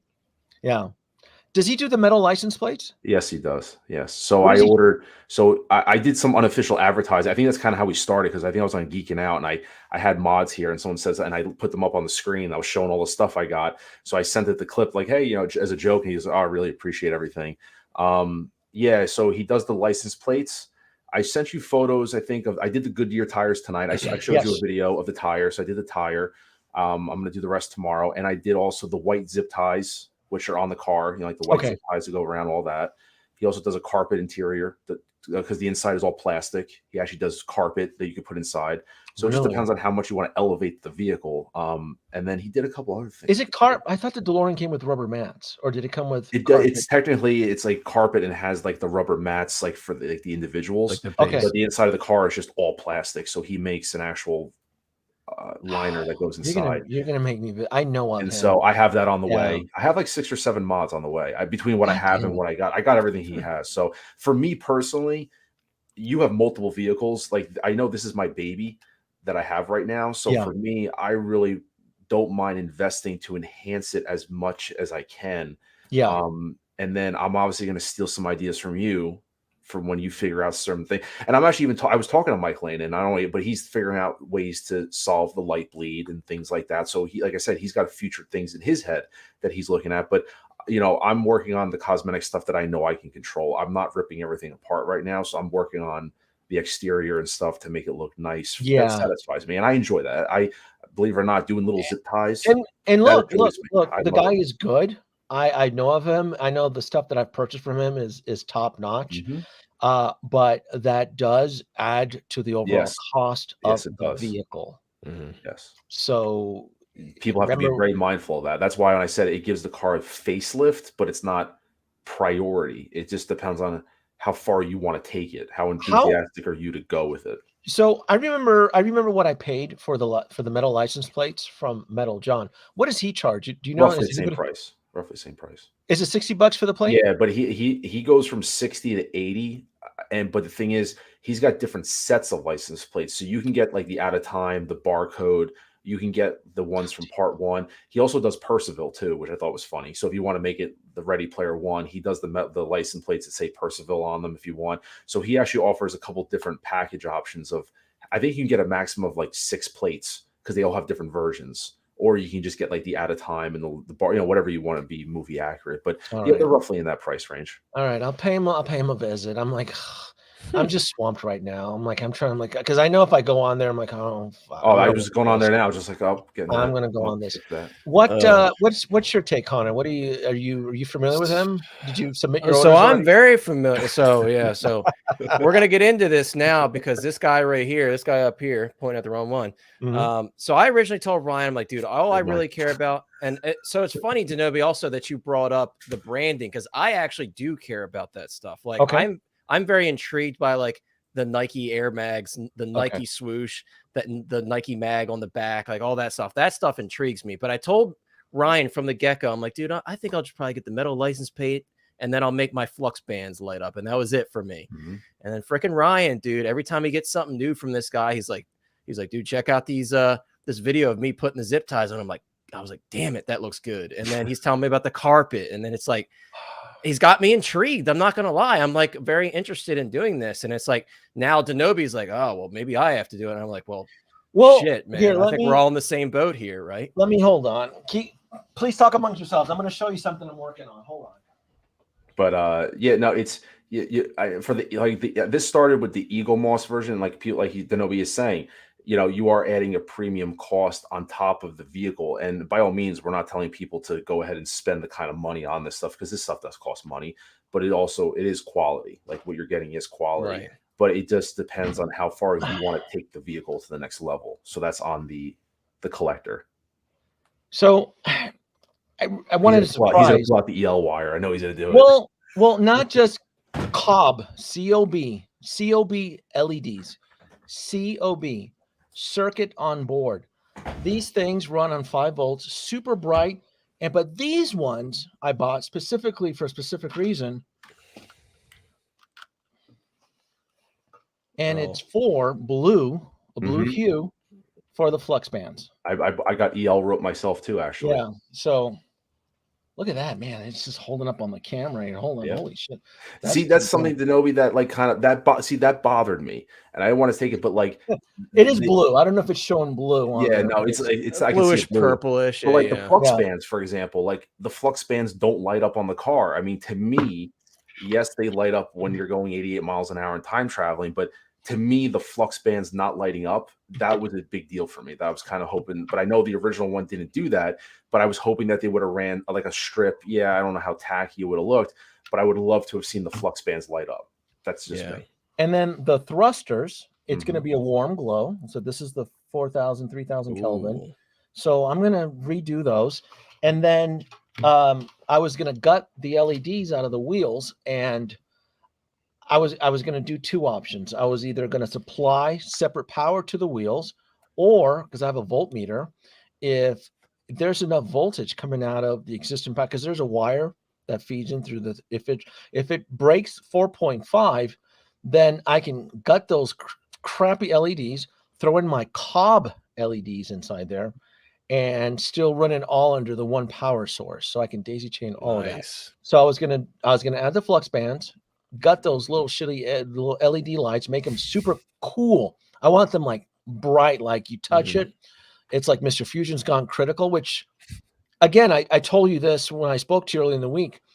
I had no intentions of modding Mr. Fusion, but because I was so excited, my gears in my head were just at full force, and I had wanted to see what was underneath there. What can I work?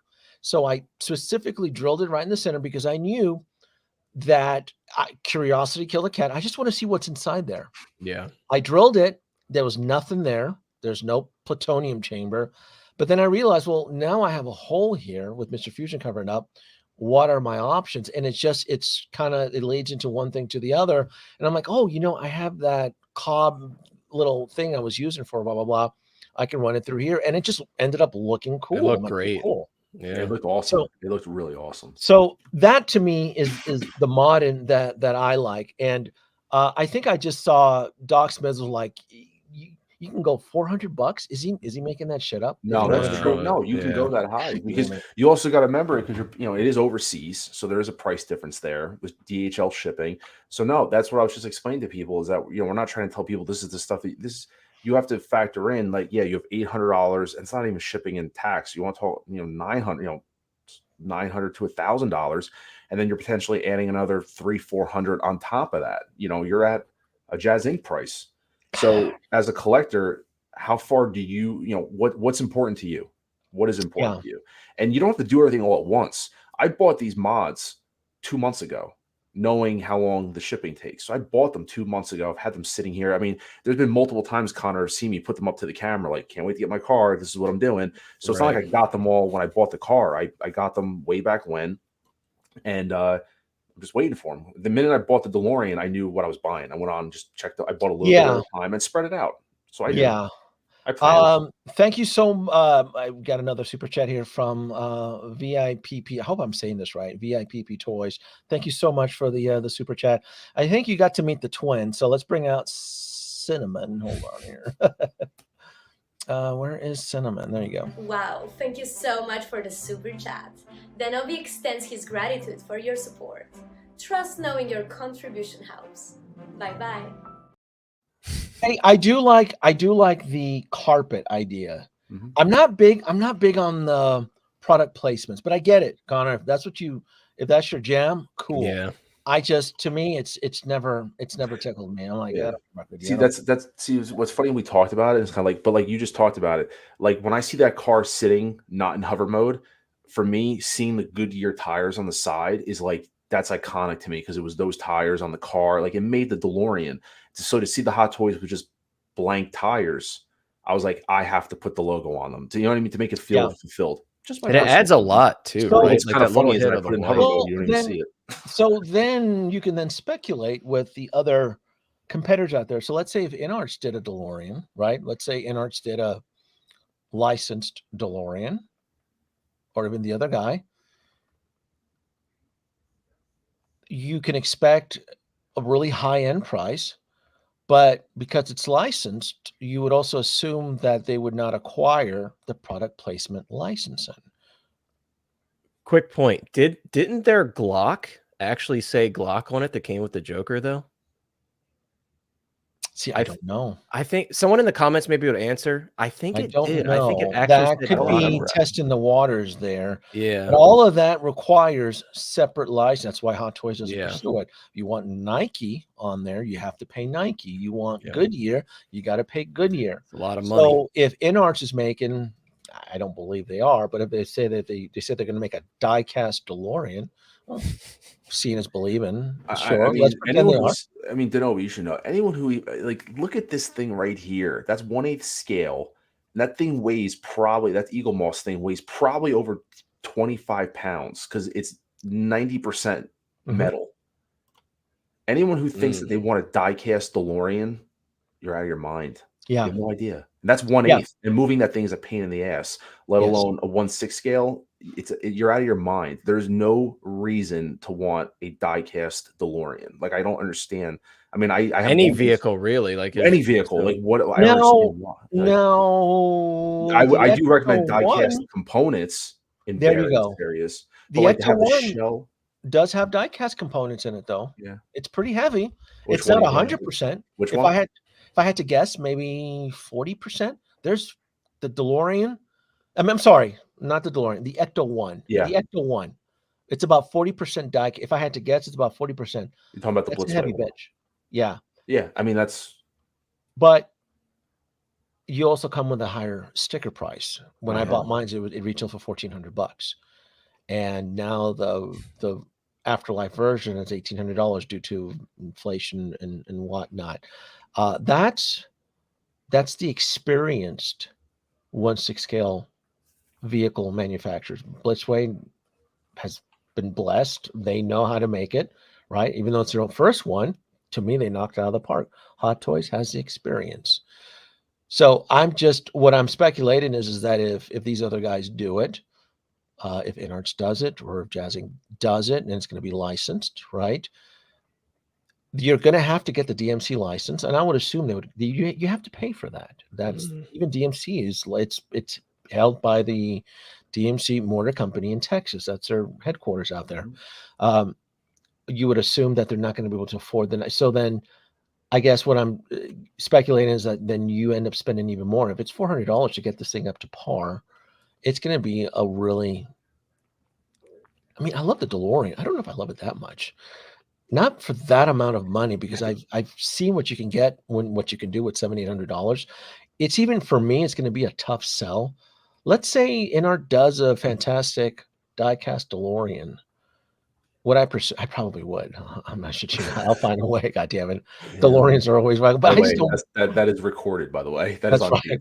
Oh, I'll if they do a fantastic job, right? I'm going to be like Anakin and the Emperor. You know, you henceforth, Anakin, you are now before Darth Vader. I need the DeLorean diecast. I don't think so. I think that's a grail item. I don't see it. I mean, God, they can barely get a Joker to stand on magnets, for crying out loud, and you expect them to pump up. But seeing is believing, and seeing is believing. So, Ash Chase thank you for your $2 super chat. NLB2, the cinnamon live in your basement. No, but she lives in Las Vegas, so thank you for your super chat, though. Cinnamon says thank you. Wow, thank you so much for the super chat. Denobi extends his gratitude for your support. Trust knowing your contribution helps. Bye-bye. Always. I want the stainless steel DeLorean. Yes. To me, that's delusions of grandeur there. I really, really do. I just don't see that coming. Do you, Connor, any of you foresee that happening? I think it's one of the most impractical things that it's so easy to ask what you want, but there's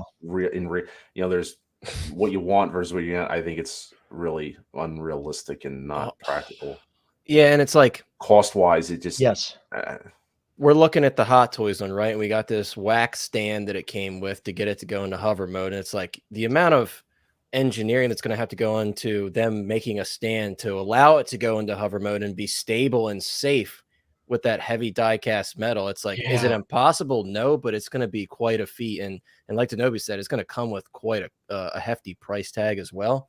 I'm kind of there with you, though. And I've said this before, like, if Jazz Inc. were to do like the RoboCop Ford Taurus, man, stop! I'll take my money, man. Take my money. Man. It's just like one of those things. And I agree with the DeLorean. Like if someone did pull it off and they did a die-cast DeLorean, regardless of whether I think it's practical or not, I'd probably look into it. I got to be honest with you.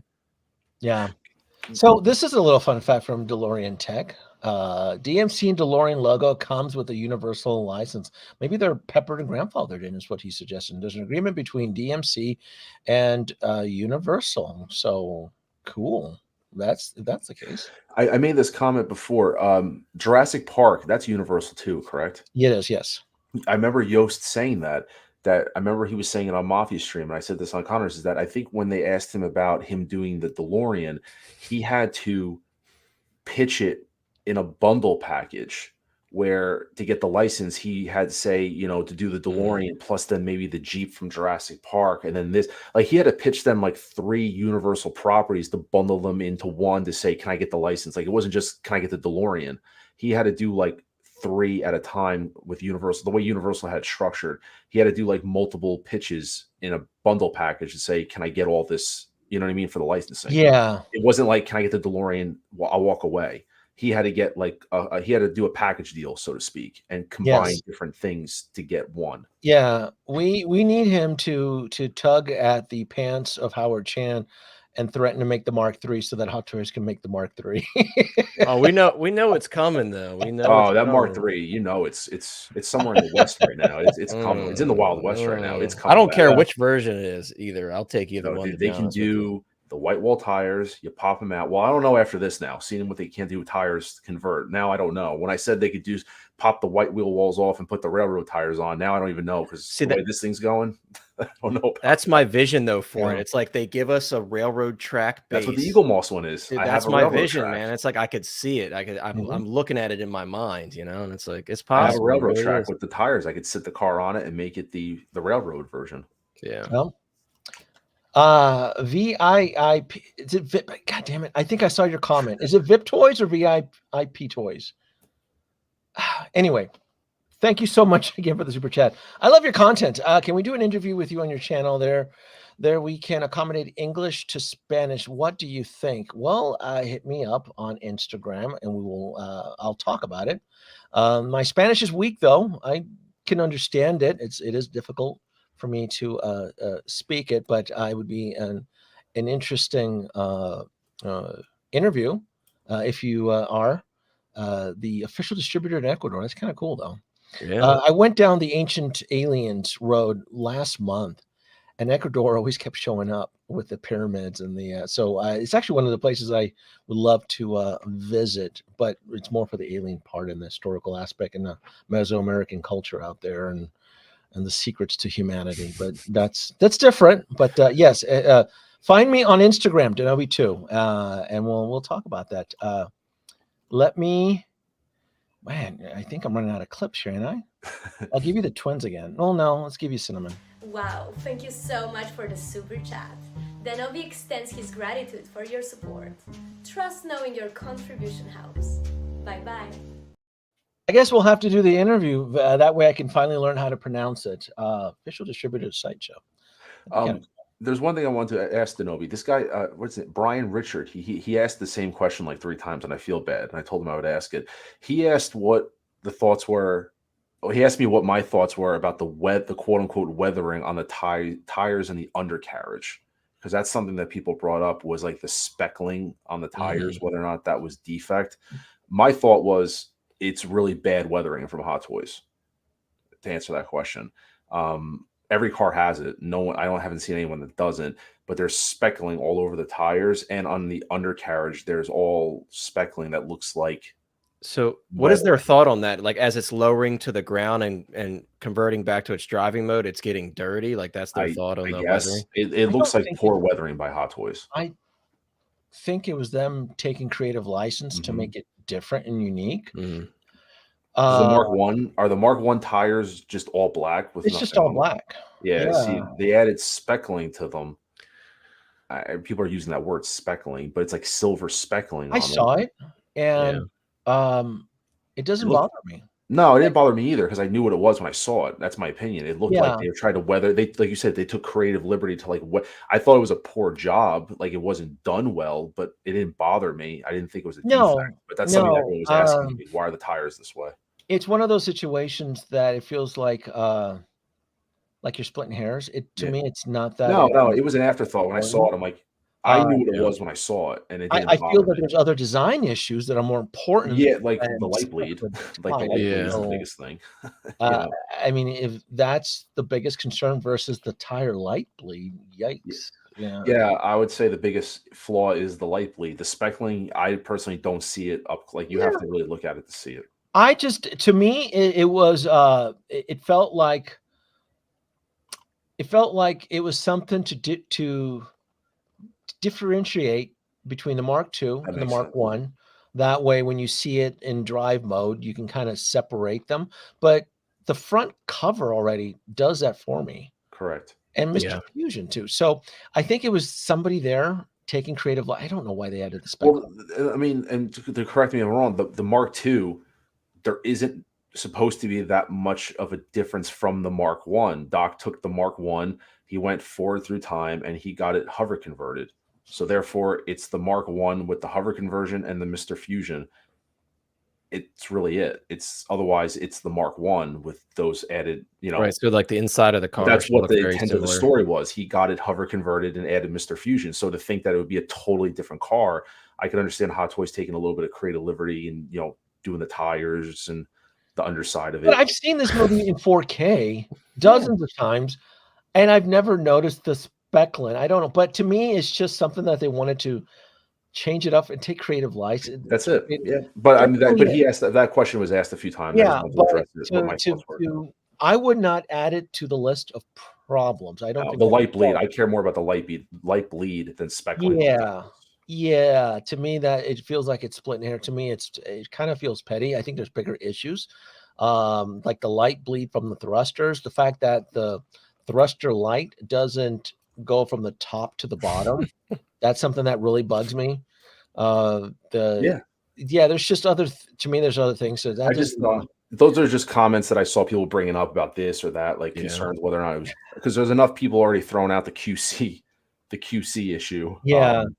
That I don't think that's just like you said, them taking creative liberty. I Yeah. don't think it's done good, but I mean, look, I'm not gonna argue with anybody. If you don't like the speckled tires and you want to jump off a cliff, I guess. Yeah, I'd rather get It's very easily removable. Let's be real. I really don't like it. I would rather get the light bleed fixed personally. I just feel like there were more pressing like the light bleed. Yeah, I just felt like it was more pressing concerns, like world peace or something.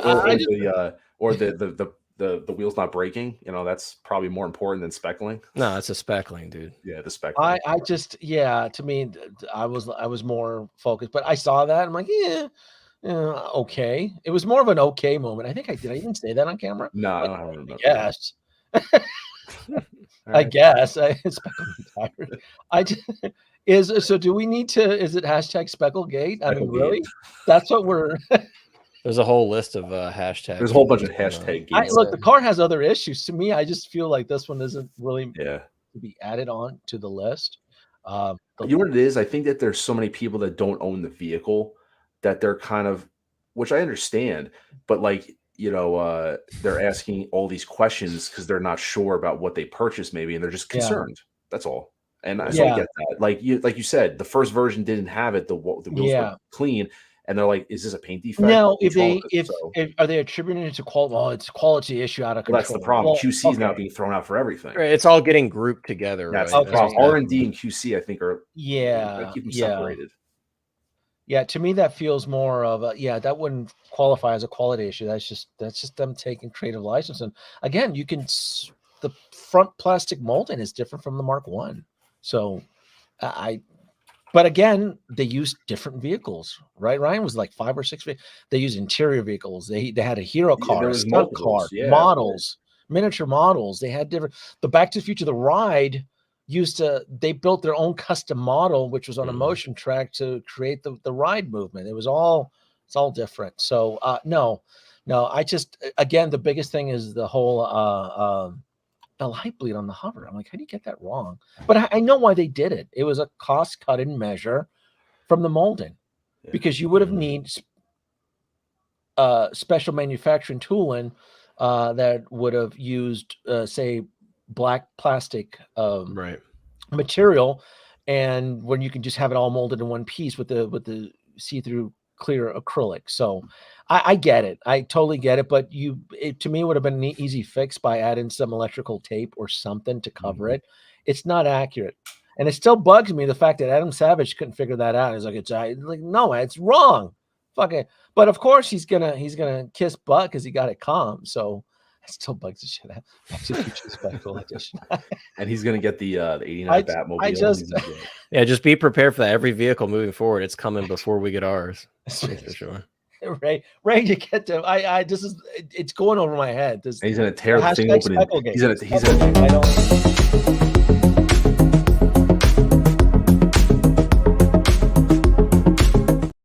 I mean, the light bleed, for crying out loud, folks. The busted joints. I mean, but I don't know. It's not going to stop me. It is what it is. I mean, I think I'm done. I think yeah,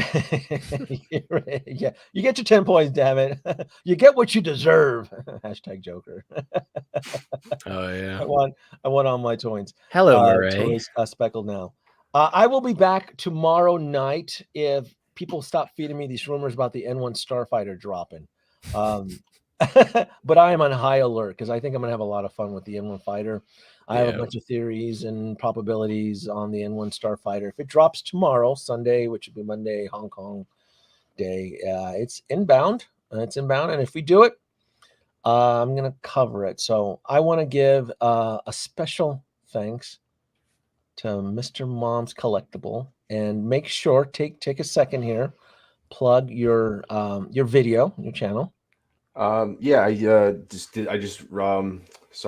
my review and unboxing. I uploaded that today, so if anyone wants to check it out, I just try to be real with it and tried not to hide anything. It's just just try to keep it as the unboxing experience as legitimate as what it was. There was really no editing done to it, so it's just how it was, and I had a great time doing it, even with all the little bit of issues. And I hope, and in the video, I kind of called out a lot of the concerns that people had and tried to maybe put people's minds at ease. And then what I have coming up is the modifications. I know a lot of people are wondering about the modifications, so I'm in the process of actually filming the modifications I'm doing to the car, kind of like a little 5-minute video at a time. And I'm just going to upload those to let people see, like an in-depth tutorial of how to do them, because there's really not a lot of good videos out there of like if you want to do this or that. So those will be dropping next week. Thanks, Oilers, for the spec friendly. Oh, he's out of control. At one point you'll end up having to ignore him. He's a mess. Connor, thank you so much for the surprise visit here. He filled in for local Lou. I don't know. Maybe he fell down a sewer looking for turtles or some shit. And I don't even have mine yet, so I had to be here, man. I don't know what Loco's missing. We'll have to put out a search party for him. Jacob said he's probably still eating his dinner. That's what Jacob. I saw that. I was trying not to laugh when I saw that. Trying not to laugh either, but Jacob. By the way, Jacob's been a savage the whole stream, but I've been trying not to laugh. I've been trying to be focused. I mean, he's making these cracks on poor Loco Lou, stuff in his face. I was like, leave the poor boy alone. Scott Fuko, you're messed up, dude. You're messed up. Don't maybe negative point you. I'll take some. That's so but no, thank you so much, Connor. Absolutely. Thanks for having me. Streams and did you do a review? I feel like did you do a recent review? Me? I have not done a recent.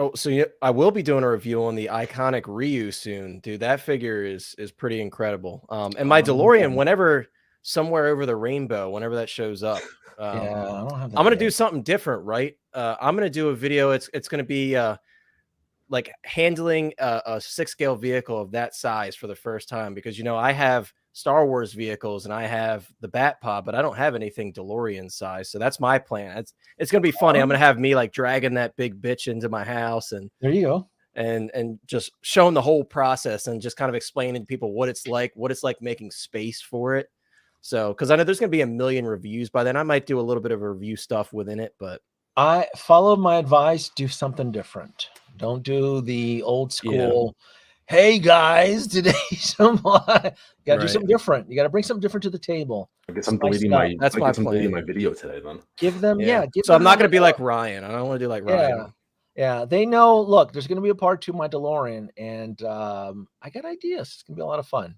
Yeah. So that when you watch part 2 of my DeLorean unboxing, it'll be interesting. The biggest question is, are you going to roll it again? That's what I'm going. My God, I'll drill more holes into it, but I definitely will not roll that to say, my God, 20 degrees. What a mess! I tell you, the wheels roll, but it technically doesn't roll. What kind of backward Hot Toys talk is that? That doesn't make any damn sense.